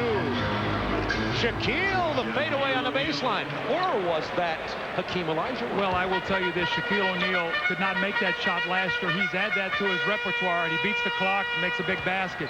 Orlando by 3. Pippen left alone. Stripped it away from Horace Grant, who knocked it out of bounds. No, they say off Pippen. Magic ball. Scottie was standing out of bounds when he reached in and hit the ball from Horace Grant. So that's what the call was. It was a clean play, but Scottie was standing out of bounds when it happened. Watch where Scottie Pippen is. Look, right there. See where his foot is? At that point in time, he's out of bounds. So he cannot come back into play and get the ball. When you grow up, you should be a coach or do something full-time in basketball. 55-52 Orlando. 10 on the shot clock. 7 into Shaquille. 4. There it is again. Not this time. Pippen kept it alive, knocked out of bounds by Horace Grant. 52.6 to go in the half. Orlando by 3 coming up. The Reebok halftime report. Doug and I will have a first half analysis of Jordan. Plus Ernie Johnson, who's here with us in the United Center, has scored a highlight from around the league, including the Rockets Suns. Another big one tonight.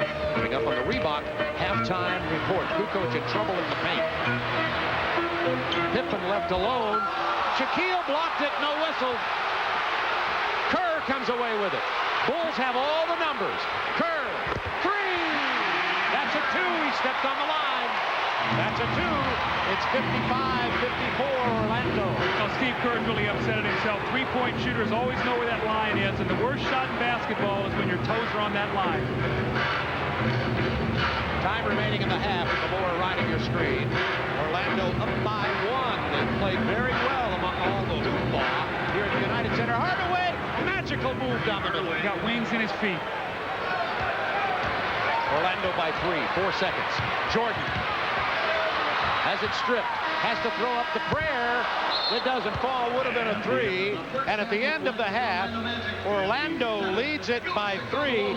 57-54. Nick Anderson, a Chicago youngster who played at Simeon High School here. 17 points, including 5 triples. And before we take our break for the Reebok halftime report, let's go to Craig Sager. Well, Bob, it was a series late in the second quarter there where Michael Jordan had the rebound, the steal, and then that big assist to Scottie Pippen that drew the biggest response from the Bulls bench.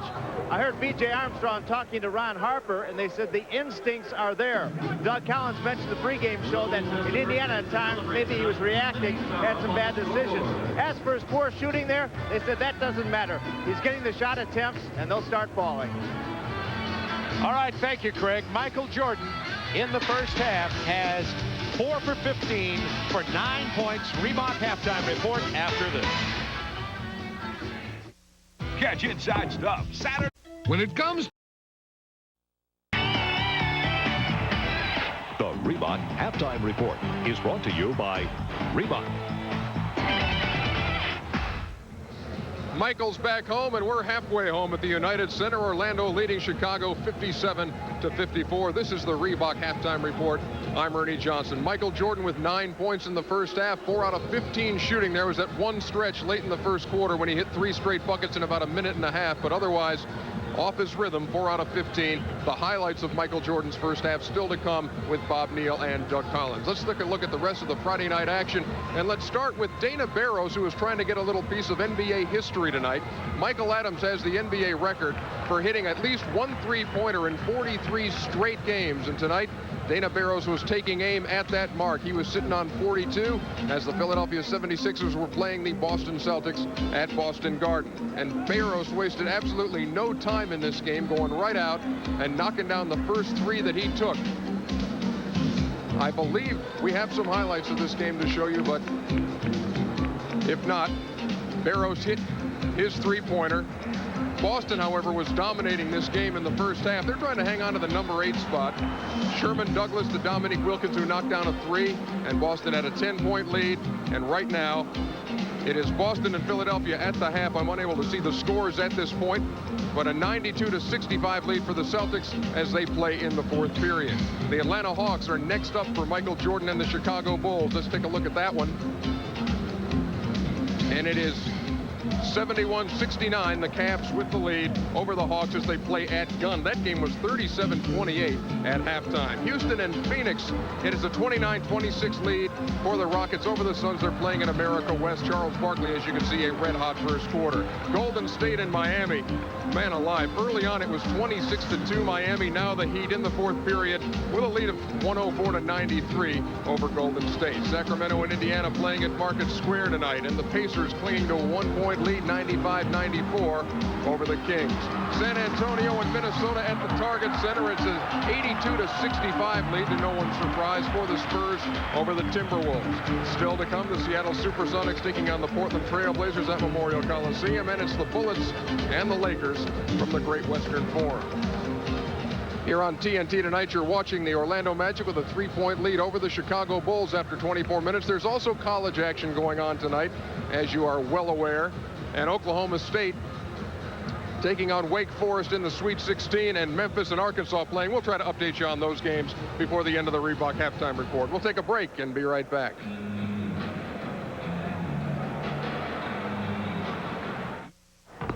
That's out. And the Reebok Halftime Report continues from the United Center. Orlando with a 57-54 lead over the Chicago Bulls. Michael Jordan, 9 points in the first half. Let's get more on his return to Chicago and how he fared in the first 24 minutes from the guys who have been calling it for us, Bob Neal and Doug Collins. Guys? All right, Ernie, thank you very much. Michael Jordan, here's the line. We have it right here. 4 for 15 in the first half. However, 4 rebounds, 5 assists, 2 steals, 1 block shot, 9 points. Let's have a look at the highlights, and you give us your analysis of Michael in the homecoming. Well, first of all, I think it's phenomenal what this man is doing after being off for 17 months. You see Michael here with the explosion, taking the ball to the basket. Again, I said he's a month away from slam dunking that ball and finishing it the way he'd like to.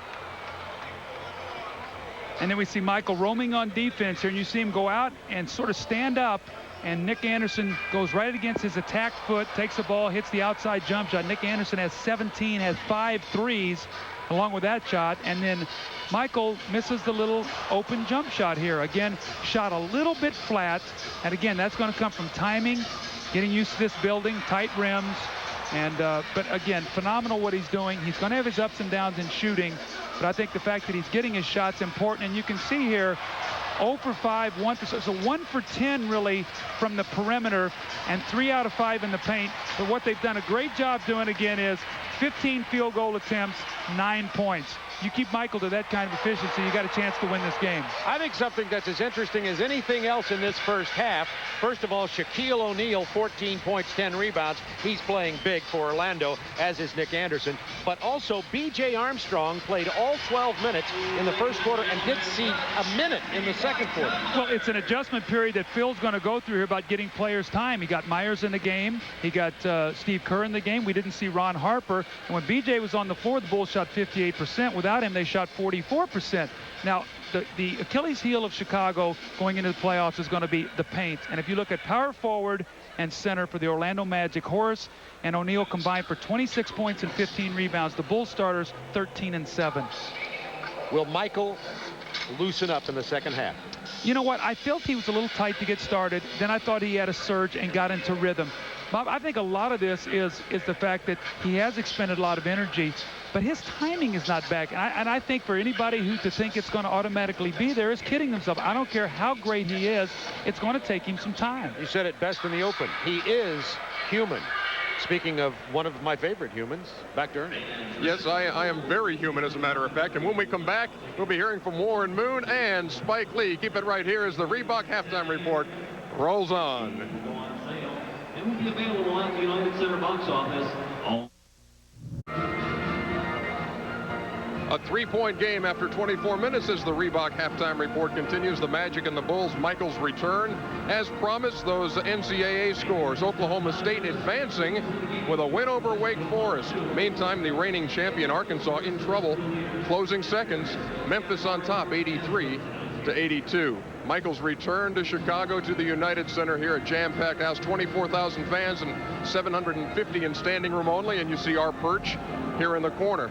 And joining us now, you met him before the game, Warren Moon, the newest member of our Turner Sports staff, and Spike Lee. I'm a big fan of all the stuff you've done, Spike, and I'm glad to have you here. And I know you probably, what are you doing, scouting for Pat tonight, saying what's Michael looking like?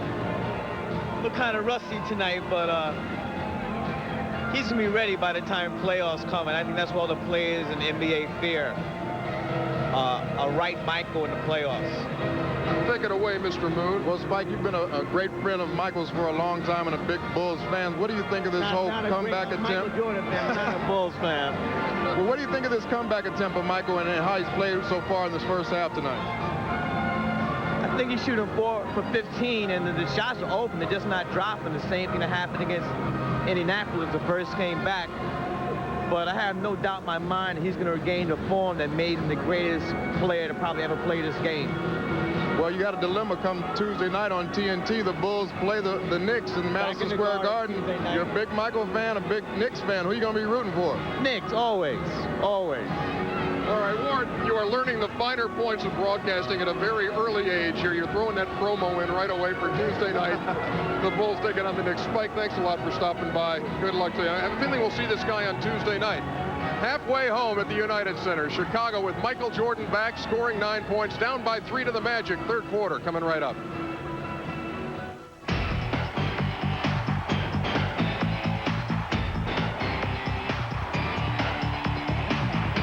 The Reebok Halftime Report has been brought to you by Reebok.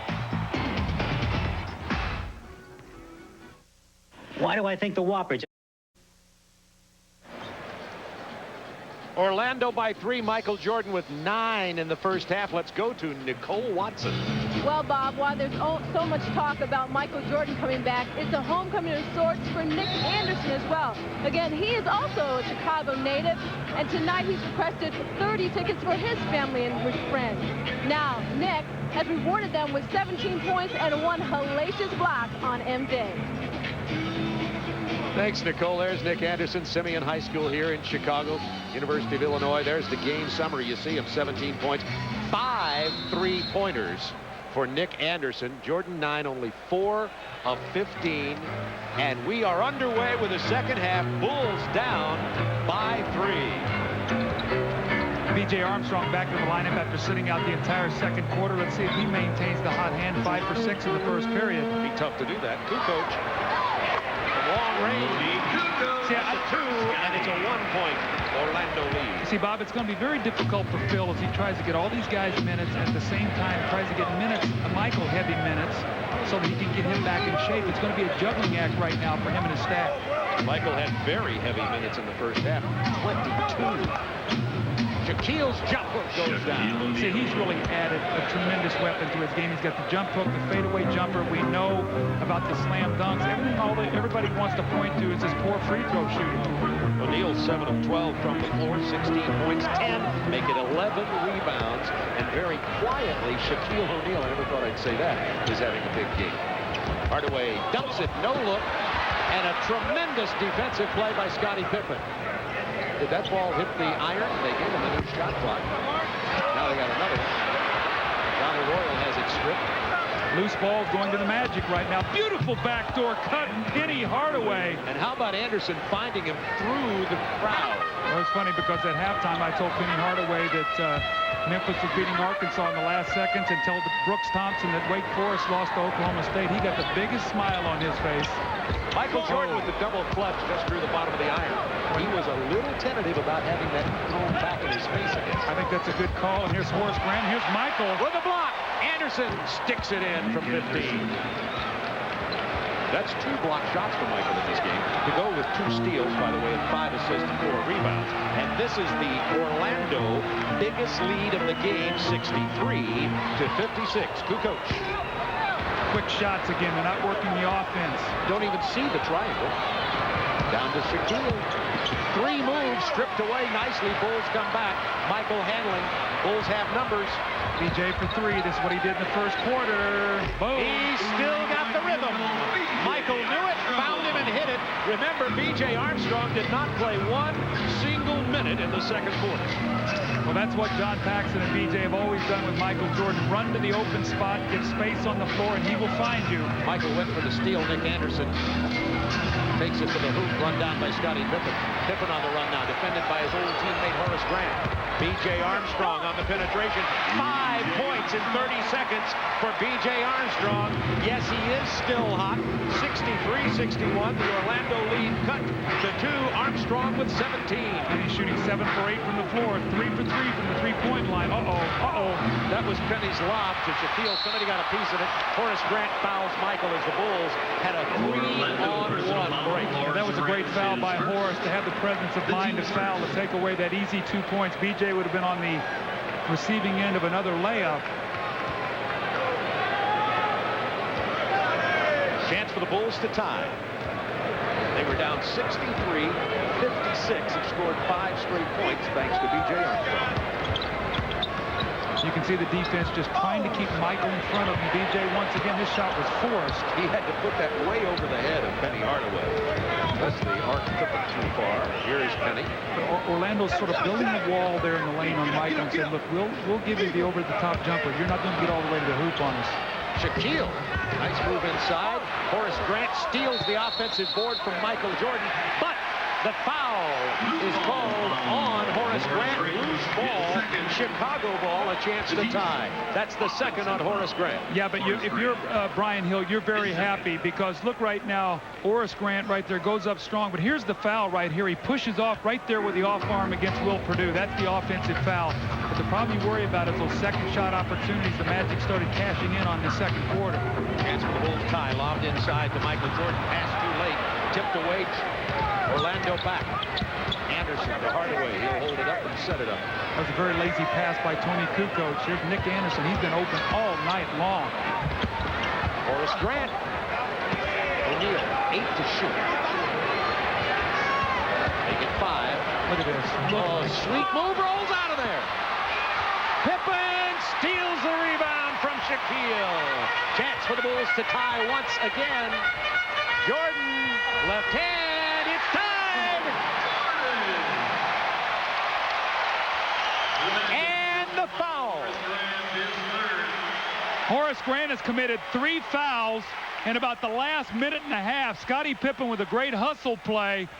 He gets the ball ahead to Michael Jordan, and Michael, for the first time in the entire game, in the half-court game, gets all the way to the rim, gets the layup, and the three-point opportunity, which he cashes in on. Michael now with 12 points in the game. An 8-0 Chicago run thanks to B.J. Armstrong and Michael Jordan, and the Bulls regain the lead. 64-63, 7:34 to go in the third. Double team on Shaquille for Purdue and Kukoc. Open man, Donald Royal. Horace Grant. Extra pass, 5 to shoot. Hardaway. Look at this. Look at this. Oh, my goodness. Anthony Hardaway. Show us your entire repertoire. Dare I say, like Michael Jordan was in his younger days. Well, I mean, he is a tremendous player.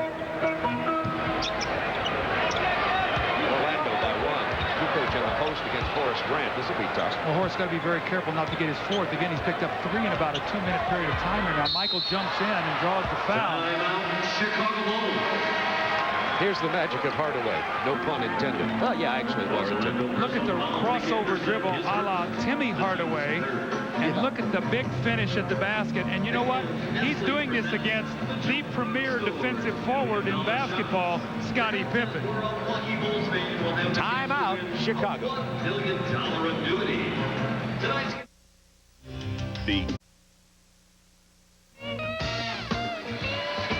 Welcome to the Air and Space Museum. Thanks to Michael Jordan. April 20th, 1986. Boston Gardens Game 2. Michael Jordan, 63 points. Well, you know, Spike Lee was talking at halftime about what the NBA is worried about. And this is what they're worried about. Michael having these kind of legs after playing only 18 games with injury. And he came back strong for the playoffs. Unfortunately, at that point in time, the Bulls not strong enough to be able to knock out the Celtics, but Michael was a nightmare as everybody else was tired. Can that happen once again? Can he retain his legs over the last 15 games? You and I were there to televise that game at Cleveland, the 69 points. That came after a piece in the newspaper where Lenny Wilkens, then coaching Cleveland, said, I'm going to stay with my defensive plan. I'll just have Elo play Jordan 1-on-1 and let him get his points. Well, let me tell you something. If I'm Craig Elo, I got 3 quick fouls, and I'm like watching that performance. Craig Elo back off the injured list in Atlanta. He'll be trying to defend Michael tomorrow night as the Bulls head straight to Atlanta after this game.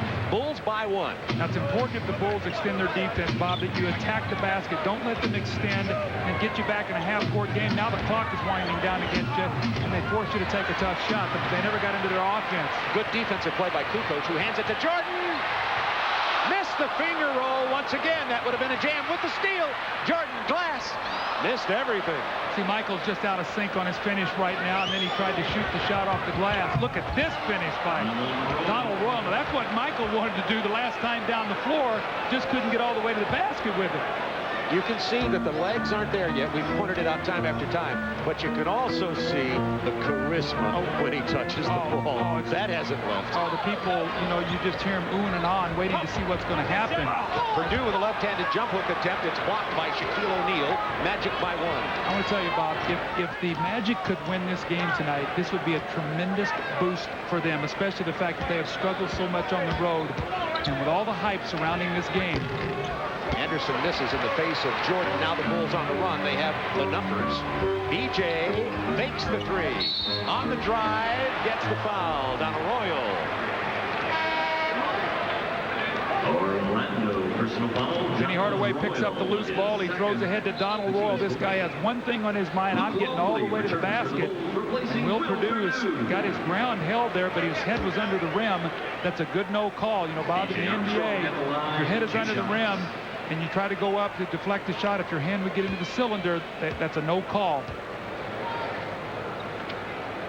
B.J. Armstrong at the line. He has 17, make it 18, and that's without playing 1 second in the second quarter. Our GMC Truck scoreboard, Miami getting the win, as does Cleveland by a point. Again, Atlanta, the Bulls' opponent tomorrow night. Indiana beating Sacramento. Sacramento in a battle for a playoff spot with Denver for the 8th spot in the West. And San Antonio easily over Minnesota. San Antonio is continuing to play well even without Dennis Rodman. They've won 3 big ball games in a row. 5:24 to go, third quarter. Shaquille with 6. Nice pass inside Donald Royal. He's fouled. See, Shaquille's doing a much better job passing out of the double teams. And, Bob, we've seen him now 3 times this week on Turner. Shaq is having great patience. He's catching the ball. He's feeling the defense. He's throwing the ball outside, and then they're throwing the ball right back into him once again and letting him attack. That's having confidence that the big man can make the right decisions against the clock. That was the second personal foul, by the way, on Michael Jordan, who is, as he stands out here at half court watching Don Arroyo shoot the free throws, if you loosen up a little bit, you'll see that he's holding those shorts in the patented "I'm tired, I'm breathing hard." Remember, he played 22 minutes in the first half. You know what would be great is if Michael, if we had that, remember that show, Look Who's Talking or whatever, where the guy is talking about what he's feeling and you're hearing everything he's feeling, that movie or the little baby or whatever. It'd be interesting to see Michael, what he's thinking right now and hear what's going on in his head. I think that would be intriguing. You're complex, you're deep. Oh, it is. I think it would be interesting to find out what he's thinking right now. 5 on the shot clock. Michael driving fouled with 3 left. Let's see who got him. Remember, Horace Grant came in and picked up some quick fouls. This one's going to be on Shaquille O'Neal, his second. Shaquille sits down. See, Michael's always thinking of a way that I can get the best of you.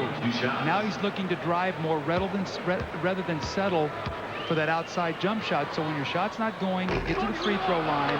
Michael's just not comfortable. And we were talking to some people here who watched him shoot around today, and as he was talking, all he kept talking about, I'm not comfortable in here. I don't like shooting in this building. The rims are too tight.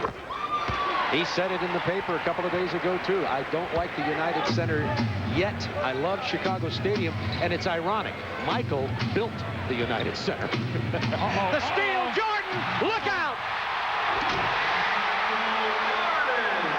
He's back.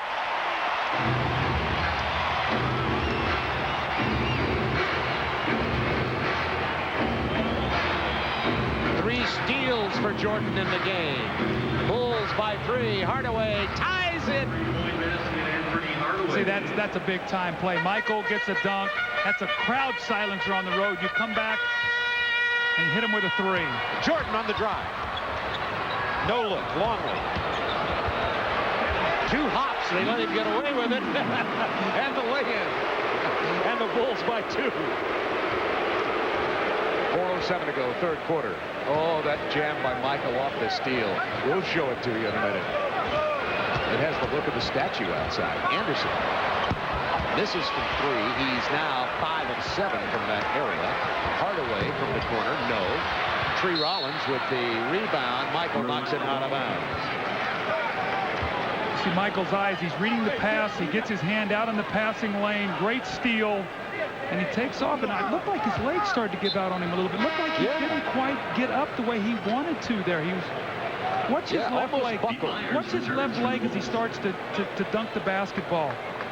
It's like he wasn't going to do what he wanted it to do right there. Well, you know, just for a moment, he had a flashback of catching a fly ball off the wall. It's a different kind of jump. I would have killed to have that kind of explosion right there with my leg not going out. One of those, I would have been thrilled in my career. All I can say to Michael is 202. Wasn't that his batting average? The team's second. Pippen's second foul there. Myers in for Kukoc. And by the way, we will follow the air show into Madison Square Garden on TNT. 8 o'clock Eastern time. Bulls, Knicks. Last time Michael played there was in the playoffs in '93. And right now, if the season ended today, that would be our first round matchup in a best-of-5 with New York having the home court. Cleveland gets a big win tonight. Bulls trying to catch them for the 4th position. Nick Anderson misses 2 free throws. No one blocks him out. And he got his offensive rebound. Let's see if Orlando can cash in on it. Hardaway defended by B.J. Armstrong. Brian Shaw finds the open man. It's Anderson, but not for long. Myers had the steal, stepped out of bounds. That's what Pete Myers gives the team. Activity, defense. Knocks the ball away from Nick Anderson, and the loose ball foul against Nick Anderson. So Pete Myers will be going to the free throw line as they're over the penalty. Bulls up by 2, 73-71. The Bulls have committed only 2 team fouls. Michael is now going to get a rest. Well, no, he's not. He's going over to the bench to talk to the coach. I think Phil's probably saying, aren't you tired? Michael would never admit it if he was, right? He has such tremendous pride. He's going to tell you, I feel great. And as a coach, you have to say, look, I've got to give you some rest, Michael. I would look to see Phil, maybe within the next minute and a half, get Michael out, let him get the rest of the quarter off, maybe a minute or so into the 4th, which would maybe make him miss 4 minutes of actual action, but give him about a 15-minute rest so he can finish this game. Bulls by 3, 3:28 to go in the third quarter. Jordan's tired. You can see it, that he's struggling. Laboring might be a better word. Well, when you start pulling down on your shorts, that's the first sign of it. I pulled out on my golf shorts. Horace Grant with 4 to shoot. Look at this. Ryan Shaw from downtown Longley with the rebound. Well, Bulls defense is picked up right now, forcing some tough shots by the Magic. Bulls by 3. Pippen thought about the 3. 10 to shoot. Oh, Scotty throwing. Scottie Pippen throws it out of bounds. We have a timeout on the floor. 2:53 to go in the third. 1, 2, 3. The Bulls with a 3-point lead, 74-71. You're taking a look at the Bulls brothers. The takeoff on the Aykroyd and Belushi Blues brothers from Saturday Night Live. Those are the sentiments of people in Chicago. We're the luckiest people in the world. Michael Jordan on the bench right now with 15 points. And Doug, you pointed out, and we've talked about it, he had 22 minutes in the first half. Gets a little bit of a rest here at this timeout with 2:53 to go. Is he going to be able to play another full quarter? He'll be able to do it, and I think Phil will be able to use this timeout and maybe get him out here a little bit before the quarter's over to give him a chance to get some rest so he can finish this game, because they're going to look for Michael to carry this team down the stretch. Regardless of who all's been here the rest of the year or whatever, they're always going to defer to Michael at the end of the game because he demands that. I mean, even just his presence. He might not say it, but it just happens. Somebody on TV today said it's like Beethoven coming back to write symphonies number 10 and 11. Hardaway. What you're seeing right now is the Bulls are really picking up their defense, and they've really gotten Orlando out of sync offensively.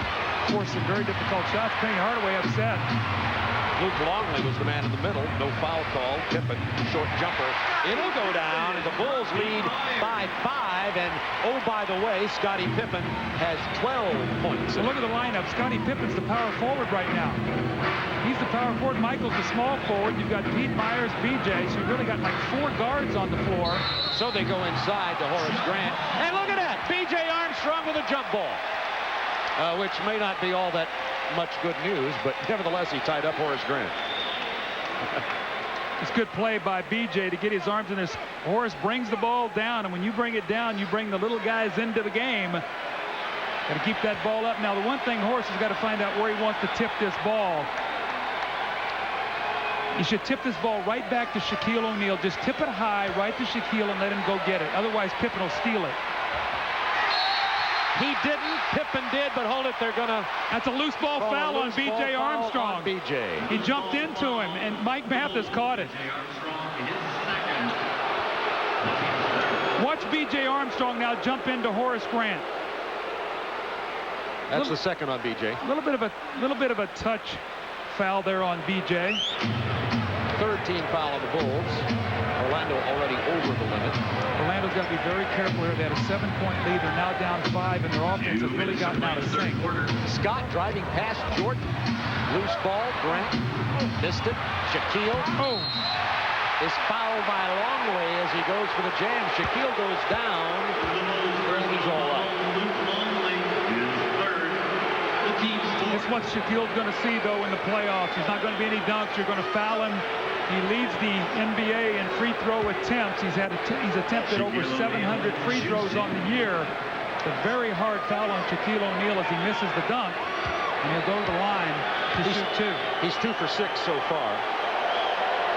Hits that with 17 points, 13 rebounds for Shaquille. You see there, he shoots 66% of all the free throws. The Magic keep and hits only 56% of them. Well, you know, I just went through some of Shaquille's statistics today. He's #1 in scoring, #2 in field goal percentage, #4 in rebounds, #6 in blocks, and #1 in free throw attempts. And his team has the best record in the NBA. I would think that he's a strong candidate for the most valuable player this year. Steve Kerr is in for Michael Jordan. It's interesting. With 1:46 to go in the quarter, as you predicted, Doug, this will give Michael some rest and maybe a little bit of rest even going into the fourth quarter. 8 to shoot. BJ a long way from the hoop. 3, 2. He gets in there closely, tried to resolve. Draws the foul. Was he bailed out? What a bail. You called it, Bob. BJ was hung out in the air. No place to go. And that's 4 on Horace Grant. And he picks them all up in this quarter. BJ was hung in the air, had no place to go. Clock winding down. He's going to try a reverse layup. And look right there at the last moment.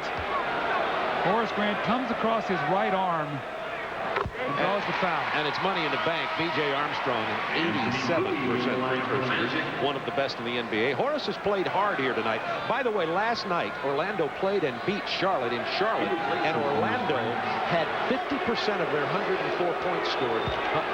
50% of those points scored by Shaquille O'Neal and Horace Grant. They pounded it inside. Well, they're doing a good job of it tonight, too, but the Bulls have been very quick with their defense and rotating out of their double teams. And Nick Anderson has gone cold in this third quarter after they got the lead. He missed some open shots, also missed some free throws. 21 points for B.J. Armstrong. Bulls by 5. 1:20 to go in the quarter. Anthony Bowie left alone. He won't miss that one. He's sort of an energizer for this team. He's a guy, you put him in the game, he's an excellent defender. He will up the tempo of the ball game. Anthony Bowie out of Oklahoma, you may recall, with Longley. Armstrong, 10 on the shot clock. Luke against Dennis Scott. Here comes the double team by Shaquille. Waited too long inside to Pete Myers. It was blocked. Myers missed it again. Loose ball. Brian Shaw. Under a minute to go. Magic with a chance to pull to within 1 or tie. Shaw drives, takes the layup. Dennis Scott had posted for the 3, and the Bulls very wisely. Steve Kerr stayed with him and denied that 3. Yeah, you don't want to let him get that 3. He's not had a field goal yet tonight, so keep him off the books. Don't let him get hot. Kukoc at 6'10". Count the basket. Goaltending Shaquille. Kukoc could have his way with Brian Shaw and his height advantage. Bulls by 3. Shaquille comes over, gets there just a little bit too late. And once the ball has been released and out of a player's hands this long, almost every time you're going to get a goaltend. Orlando down 3.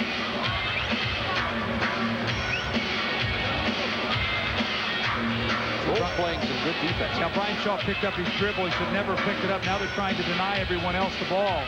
They'll go to Shaq. Kukoc kept it alive. Myers, nice pass.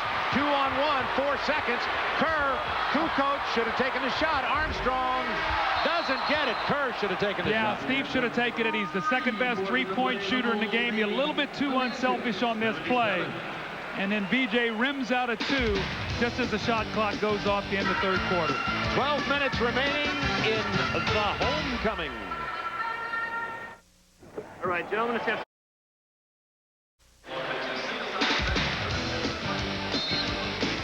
a beautiful night. The skyline off Lake Michigan, the Windy City, Chicago. And Michael Jordan has even brought an early return of spring to Chicago. At least he'll get credit for it.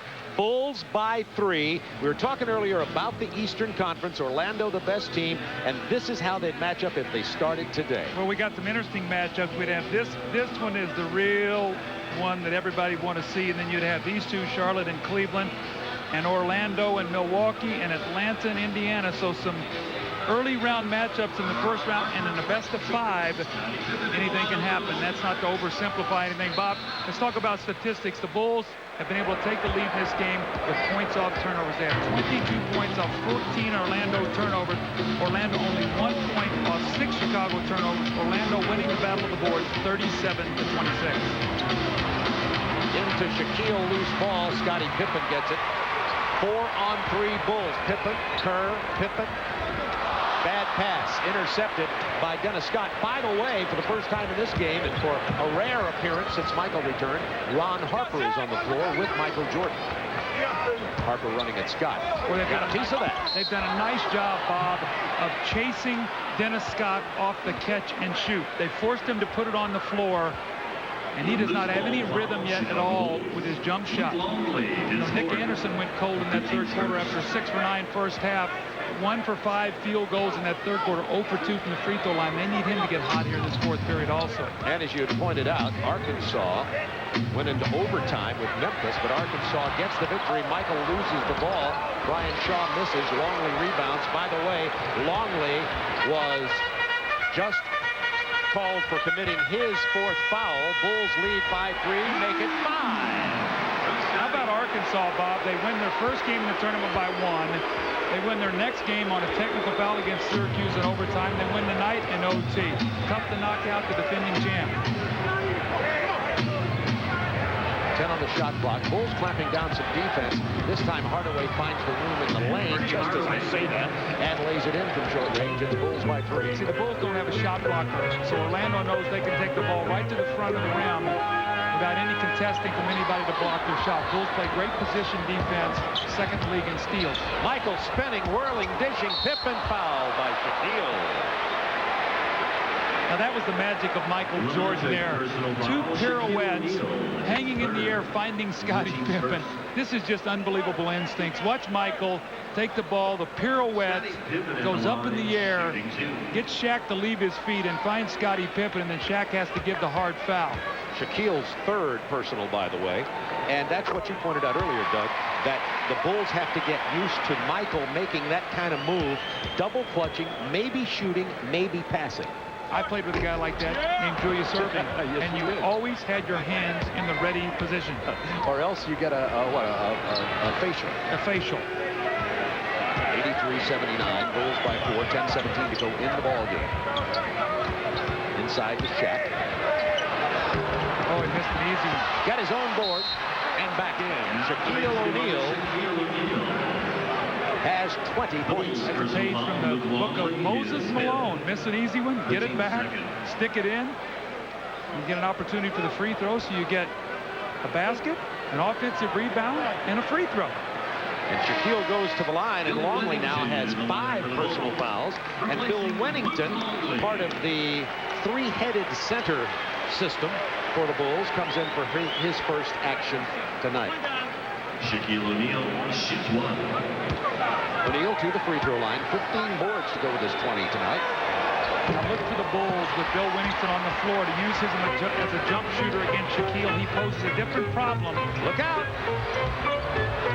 Michael gets the loose ball still in the paint. He'll start it all over again. 15 on the shot clock. 8 on the shot clock. What's an interesting group of guys that Phil has on the floor right now. Harper, Kerr, Michael, Scottie, and Bill Wennington. We're going to see some scrambled lineups over the next few weeks. Well, there's the lob to Shaquille, too high. He missed it. 2-point Bulls lead. Pippen, 4-3. Scottie's really shot that shot a lot this year. That closer three-point line in transition. That's Scottie's attempted coming into tonight's game 272 three-point field goals. Well, he's had to provide so much of the scoring front. Shaquille against Wennington. There's the double team with Harper. Back to Shaquille. Back Wennington in. Jumper won't fall. Rebound Wennington. They do a good job. Keep Shaq in front of you. Make him shoot the ball over the top and not foul. Pippen to Harper. He lost it out of bounds, but Chicago will have the ball with 17 on the shot clock. Bulls struggling with this very unusual lineup. This group probably has never seen each other before, whether in a practice or game. And so right now they are really scrambled because in that triangle offense, everybody's got a position, and they're talking to each other as they walk off the floor, introducing themselves. Bulls versus Knicks. Tuesday night at 8 on TNT.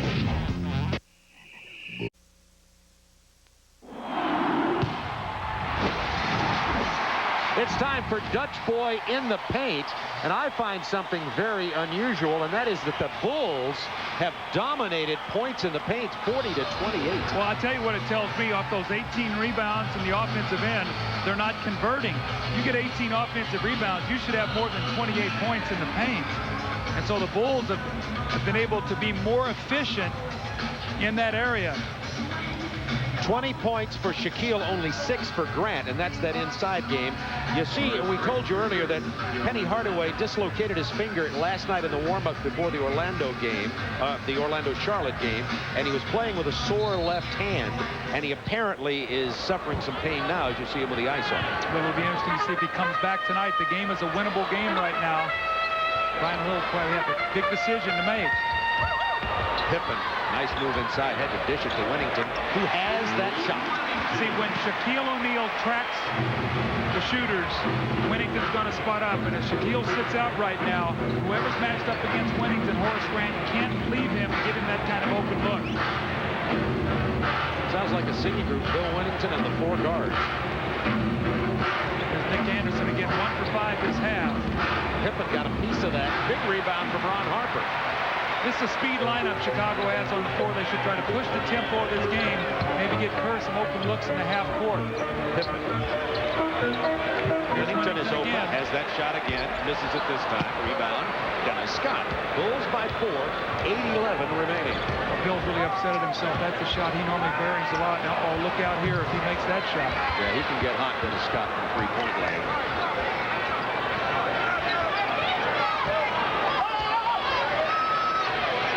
Shot clock. Anthony Bowie handling the ball. Hardaway on the bench. Nice lob to Nick Anderson. A nice play there. Eye contact. Bowie. Nick Anderson rolled off the fronting post move of Ron Harper and just laid the ball right in the basket. We're checking on Anthony Hardaway, by the way. We'll give you an update in a couple of minutes on his injured left hand. Bulls by 2. Rebound. Winnington jams it home. Bulls by 4. Fundamentals of basketball. You've got to check out. And Horace, a very good rebounder, did not get his body into Bill Winnington. Off the bench, he has 4 quick points. Horace Grant only 6 points in this game tonight. Scott missed again from long range. Jordan knocking it out of bounds. No, it's Orlando out of bounds. Chicago ball. Bob, Dennis Scott is very, very upset. He's 0 for 5 on the night. And what he is, with him missing, he allows the Bulls to take great chances on the defensive end. Steve Kerr into Jordan. Back out to Winnington. He's 1 for 3 now. He's supposed to hit that jump shot. We gave him some great pub. We're going to call him the Gatling gun here pretty soon. That's 4 shots in about a minute for Bill. That ball was thrown away by Anthony Bowie. Chicago ball. Let's go to now to Nicole Watson and find out about Penny Hardaway. Nicole? Well, Bob, after sleeping with a splint last night and icing it during the pregame as well as halftime, Penny Hardaway has not been able to ice his finger down even during the timeouts. He just hasn't had enough time. Right now, he's not tired. It doesn't really hurt. He's just finally got enough time to ice the finger, but he is squeezing it and favoring that hand. Michael Jordan misses the jumper. Kerr knocks it out of bounds, and we can see, Nicole, thank you for that report, as we saw the camera shot of Penny Hardaway. He had the ice off, was putting the wrap back on his fingers, and looks like he may be ready to come back in the game shortly. Brian Shaw hits the 3, and we have a 1-point game. Orlando won't go away. Now remember, I think 2 years ago, Brian Shaw had the reigning NBA record for threes in a game, 10, and that was the old 3-point line, so he has that kind of range. Illegal defense, Nicole. I think a game against Milwaukee when he was playing for the Miami Heat, he had 10 3-point field goals. That's the second illegal defense. Technical foul. Steve Kerr will shoot it. Kerr, an 80% free throw shooter. And it'll be Bulls ball, up by 2, 6:07 in the game. In case you're dialing in late, number 45 is a former baseball player just signed by the Bulls after the strike, Michael Jordan. Steve Kerr misses. Pippen with a rebound. Well, right now, the Magic getting taken advantage of inside. We talked about the points in the paint. And although that Orlando has the size and the scoring in there, once again, the Bulls have been much more efficient in their opportunities. Timeout, Orlando.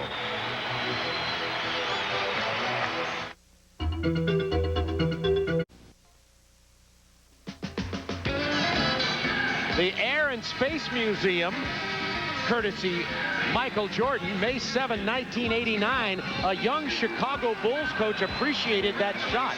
Well, that was just a great play that I drew up there. Michael was wide open. That was a great moment. I'll always cherish that. When we beat the Cavaliers, they had beaten us 6 straight times that season, and then Michael follows it up. But we were 0-6 that year and went in there and knocked them out in the playoffs in Game 5. And Bob, just to follow that up, I remember going on the plane over to Cleveland on that Saturday. It was the Kentucky Derby, and Silent Sunday won the Derby. And I said, that's what it's going to be tomorrow in Cleveland when we beat them. And sure enough, Michael made it happen. I remember something he told you as you look at the game summary, something he told you on your first game. Late in the game when it was close, he said, don't worry, Doug, I won't let you lose your first game. Did he not say that? Oh, I was feverishly drawing up this play, sweating, chewing my gum. He gave me a cup of water, told me to take a drink. He wouldn't let me use my first game, and he didn't. He had 50 points. Brian Shaw inbounding for Orlando. Bulls by 4, 5:53 remaining in the game. Each team with 3 full timeouts and a 20. Hardaway back in. We got the starters other than Brian Shaw. Shaquille inside, follow up by Horace Grant. You talked as we went away to the timeout about Orlando not taking advantage of the inside game. We've got to do that, and right now Tony Kukoc has got to keep Horace Grant off the offensive backboard. And that's tough. He's got to put his body in it and get into him and say, I'm not going to let you get there. Michael dishing. Luke Longley kicks it out. Kukoc.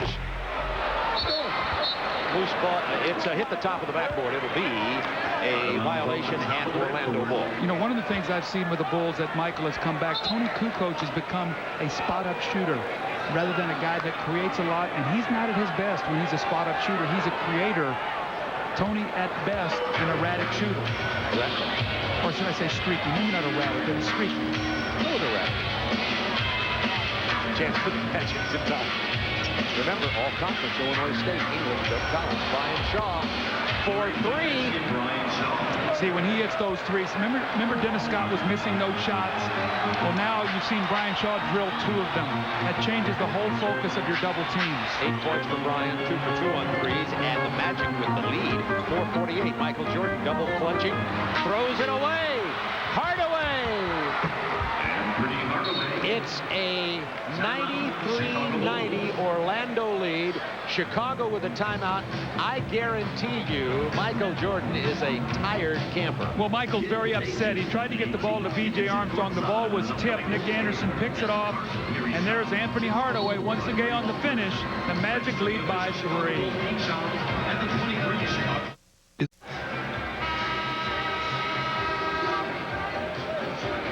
With the Bulls down 3 during the timeout, Krystkowiak gets 2 technicals. Larry Krystkowiak had not played at all, and Derek Stafford called him. Craig Sager, what happened? Well, it's that play where the ball hit the top of the backboard. The Bulls thought the ball should have remained in play. Derek Stafford said it did not. Larry Krystkowiak questioned him about the play. Derek Stafford said, who made you coach? And he said, hey, can't I do anything? And he said he gave him a technical. Then he argued and gave him a technical, and he's out of the ball game. So all he did was question the call, and Derek Stafford said, who made you coach? There's our pit bull, Craig Sager. He always has the answer for us. And 2 technical free throws are hit by Anthony Hardaway. And with 4:39 left, Doug, the Bulls find themselves down to Orlando by 5. Bob, have you noticed we've had spurts in this game? 8-0 spurt by the Bulls. Now it's 9-0 spurt by Orlando. It's been back and forth. Who's going to execute now as we enter this critical crunch time?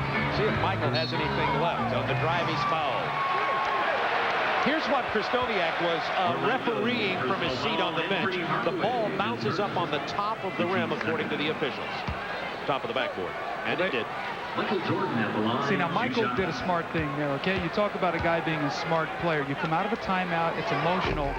You drive to the basket, and you get the foul. And that's what Michael did. Michael missed that first free throw. He's struggling tonight, tired. You see him one game at a time. Struggled against the Pacers. Came on fire, particularly at the opening versus the Celtics. Struggling again tonight. 18 points for Michael Jordan. And he's played almost the entire ball game. Orlando by 4. You got to attack here. You got to attack. Make them pay for the press, and Penny misses an easy one. The Bulls extending their defense. They forced turnovers and got in the open court. Michael one-on-one. Pull up. Michael can't pick that up. Nobody was there to get the pass. That's adjusting to Michael. Hardaway Grant with a jam. 97-91. Orlando by 6. Michael very upset. You know, Michael is the all-time great escape artist. When he gets hung in the air tonight, we've seen him get caught with the basketball 2 or 3 times. You see the Bulls out of sync, struggling here, playing tight. We knew this was going to happen. There's going to be an adjustment period. Shaquille with the block on Luke Longley. And Orlando by 6. It's a big possession right here. Orlando really, Shaquille is fouled by Luke Longley, and that'll foul him out of the game. The Bulls' personal foul. Luke Longley is 6. Hardaway was assessing the situation. You saw him. He looked back. He saw Horace Grant drop the ball off. Horace Grant has quietly had a terrific game. Remember now, first time in here, 32 minutes, 10 points, 9 rebounds. Tonight, Horace has been very active, emotions under control, played a very smart basketball game. 6-point Orlando lead. Longley fouls out. Whittington is in. Jordan defending Brian Shaw. Shaw gets past Jordan, but runs into the double team. Steal Jordan. Behind the back, 3-on-1. Armstrong with a lay-in. Thanks to Jordan's 4th steal in this game. Again, those turnovers really tell you the Bulls, if they win this game, the one statistic will be turnovers and points off turnovers. 24 points tonight off Orlando's 18 turnovers. Shaquille O'Neal makes it 99-93. And Bob, at what point in time do you start fouling him there and making him make free throws? How about now? Shaquille O'Neal has 22. Corey Blunt in the ball game.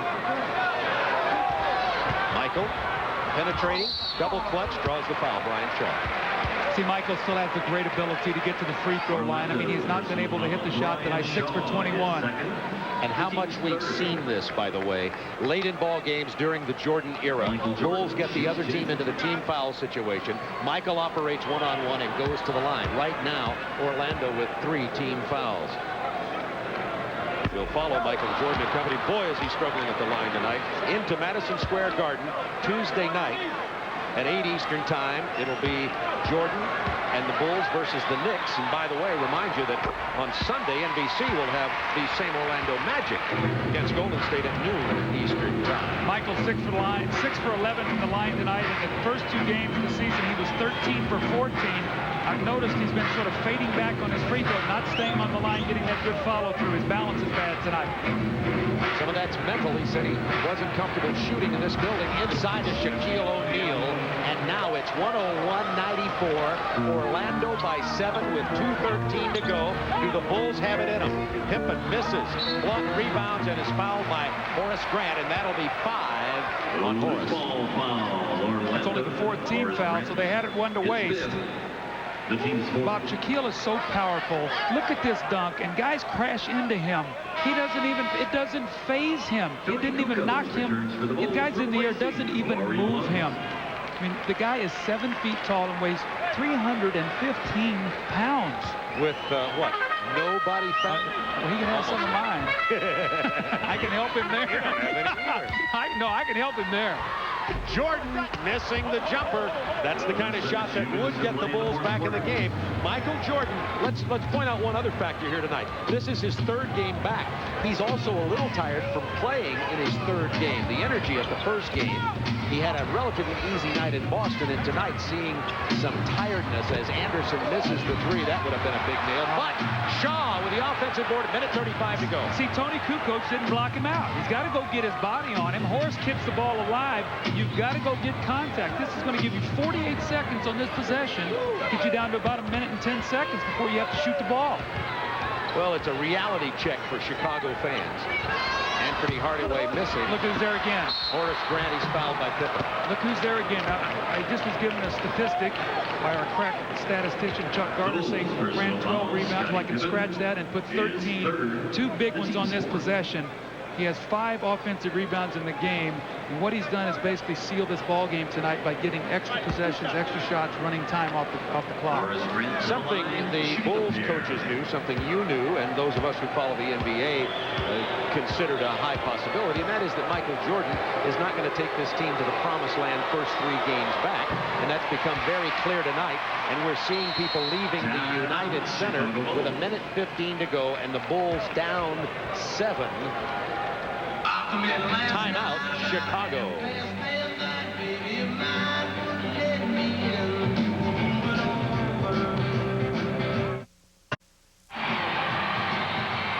Minute 15 to go in this ball game. The Bulls down 7. Shaquille O'Neal has been the man for Orlando, along with Penny Hardaway and along with Horace Grant and Nick Anderson. Coming up right after this ball game, the story of Louisiana Senator Huey P. Long. John Goodman stars in the TNT original movie Kingfish, following the NBA tonight on TNT. You know, Bob, when you look at the Orlando box score, O'Neal and Grant, 40 points between them, 19 rebounds. Penny Hardaway with 22. Nick Anderson, a big first half with 21.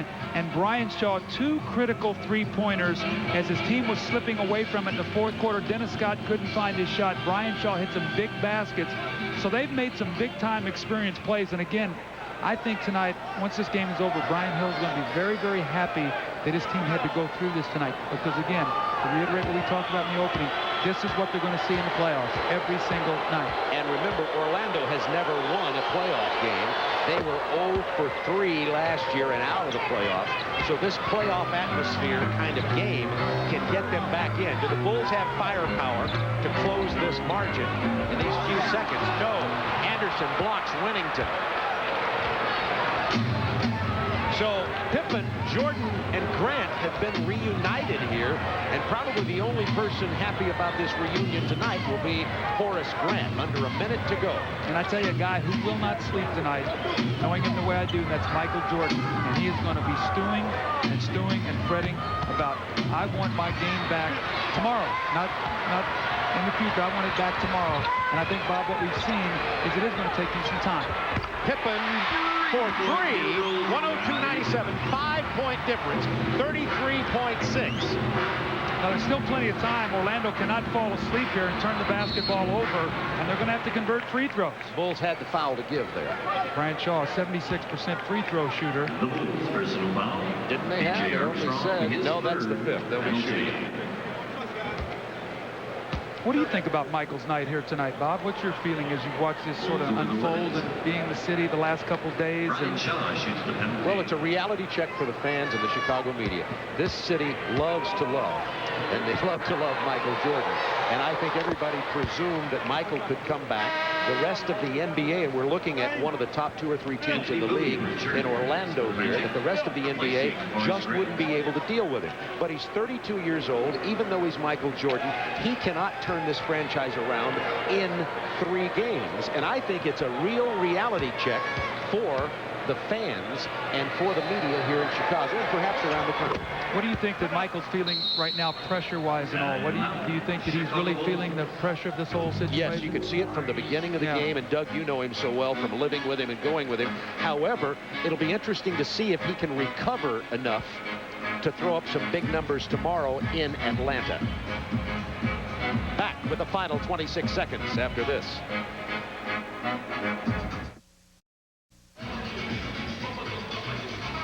Well, the Magic has this one in the bank. 7-point lead with 26.9 to go. The homecoming for Michael Jordan. And he proved that he is human. Still, for almost anybody in the NBA, a night of 19 points, 8 assists, 5 steals, 4 rebounds would be an excellent game. But Michael Jordan will be very disappointed, and Doug, you said it well, he won't sleep tonight. No, he won't, and Phil won't either when he sees these numbers on the boards. One thing Phil has said is, do we have the ability to retrieve the basketball? Tonight, Orlando, 52-35, out-rebound Chicago, 22 offensive rebounds. 26.9 remaining in this game. Bulls have the ball with 26.9. Nothing short of a miracle would do it, and this is not going to be a night of miracles. As a matter of fact, it's been a night of magic. See, Orlando Magic. I really believe, as you see Michael take it to the basket. Now he exploded there. That was the most powerful leap Michael's had all night. 22 seconds left. Whoa, where did that come from? Hello. Alone. Horace Grant. 106.99, 17.4. You know what? It was interesting before the game. Phil had some comments about Horace. They said, how are you going to prepare for Horace? And he goes, well, I'm not so sure Horace is going to play tonight. He's only played in one of the games against us. We're not going to prepare till we see he's going to play. Phil, Horace played tonight. Horace played and led this Orlando Magic team to a character-building win under adverse circumstances at the United Center in Chicago, where they were blown out by 32 points the first time they played here this year.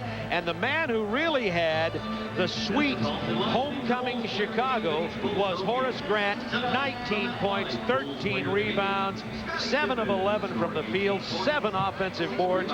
And Horace Grant is our Budweiser player of the game. And here's Craig Sager. Well, Michael, with the magnitude of the event, all the attention we received, particularly today and tonight, what did you do to try to maintain your focus? Well, I just went through my normal game plan. I'm trying to really focus on trying to get myself back into shape and, playing shape and all around. Tonight wasn't a good offensive night for me. I just really tried to do whatever I can other ways, but I'm really, my rhythm is not really good on my offense right now, and it's going to take some time. I realize that, but when I'm on the court, I just have to do other things. Rebound, block shots, play solid defense. It was a frustrating night at times. It didn't look like you had your jumping ability until that very end. When will you know that you are back? What will have to happen? I feel it. Right now, I'm really trying to get myself back. That's the purpose of playing these games. I mean, these games will get me really ready down the stretch. But right now I'm really trying to push myself, especially now in the games. And certainly my productivity is not where I want it to be offensively, but I'm really trying to do whatever I can to help the team. You said you didn't like shooting in the gym this afternoon. The rims were tight. Third quarter, you had the steal and the big jam. Did you try to loosen them up a little bit? Well, I just tried to score 2 points. Even my legs gave out on me at that particular time too. But it's going to take some time. I realize that deep down inside, my competitiveness is just come out and produce. But it's going to take some time. I realize it, but I really have to be patient with this. Well, like a rose, Michael Jordan by any number is still Michael Jordan. Number 45. You have many good games coming back. Let's go to Nicole. Thanks. Shaquille, how does it feel to successfully ruin Michael's homecoming?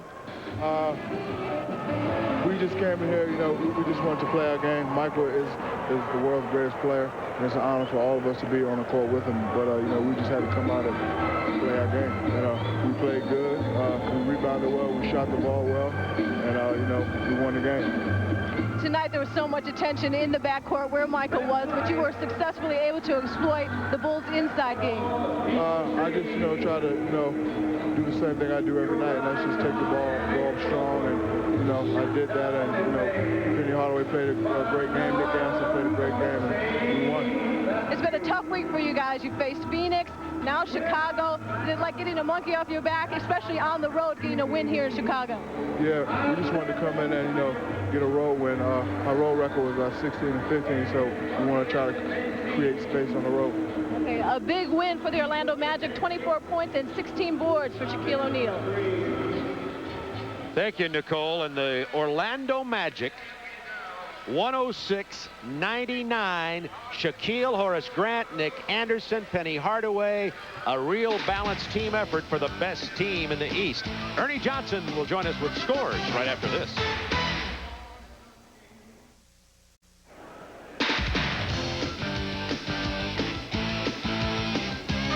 The Magic by 7 over the Chicago Bulls. Welcome back to the United Center. Ernie Johnson back with you. Tomorrow night, the Chicago Bulls' next stop is Atlanta. They'll take on the Hawks. And tonight, the Hawks were in Cleveland to take on the Cavs. And The last time these two teams met, the Hawks scored 29 points in the first half. That was a franchise low, and they lost the game. Tonight they did that one better. The Hawks scoring 28 in the first half at Gund Arena and losing 75-74. Bobby Phills a late free throw that clinched it for the Cleveland Cavaliers. Boston and Philadelphia playing at the Spectrum tonight, and Boston comes away a big winner, 107-75. The Celtics hanging in there, trying to nail down the number 8 spot, but it's quite a race for the final playoff spot in the Eastern Conference. Dominique at 26. Golden State at one point was outscored 26-0 by Miami in this game. The Warriors came back behind Latrell Sprewell, who scored 21 of his 37 in the fourth quarter, but Miami hangs on for a 115-111 win. The Heat, another one of those teams trying to get the number 8 spot in the Eastern Conference. Sacramento and Indiana at Market Square tonight, and it's the Pacers 103-96. The Dutch boy in the paint, Rick Smits, 31 and 16, a sweet double-double for the big guys. San Antonio and Minnesota at the Target Center tonight. The Spurs make it 6 straight wins. The Admiral had 29, 111-97. The Spurs are 17 and 3 since the All-Star break. Houston and Phoenix have gone to the fourth quarter now, all knotted up 78 apiece. Sir Charles ringing them up for 30 through 3 quarters. Seattle and Portland at Memorial Coliseum tonight. They are in the second quarter. It is a 61-59. Typical Western Conference stuff going on there as the Sonics lead the Blazers by 2. And the Washington Bullets and the LA Lakers at the Great Western Forum. 26-22, the Bullets out to a surprising lead over the Lakers, as the Bullets are 8-24 on the road, and everybody knows that ain't good. Back here at the United Center with Warren Moon. We've talked a lot about Michael Jordan tonight.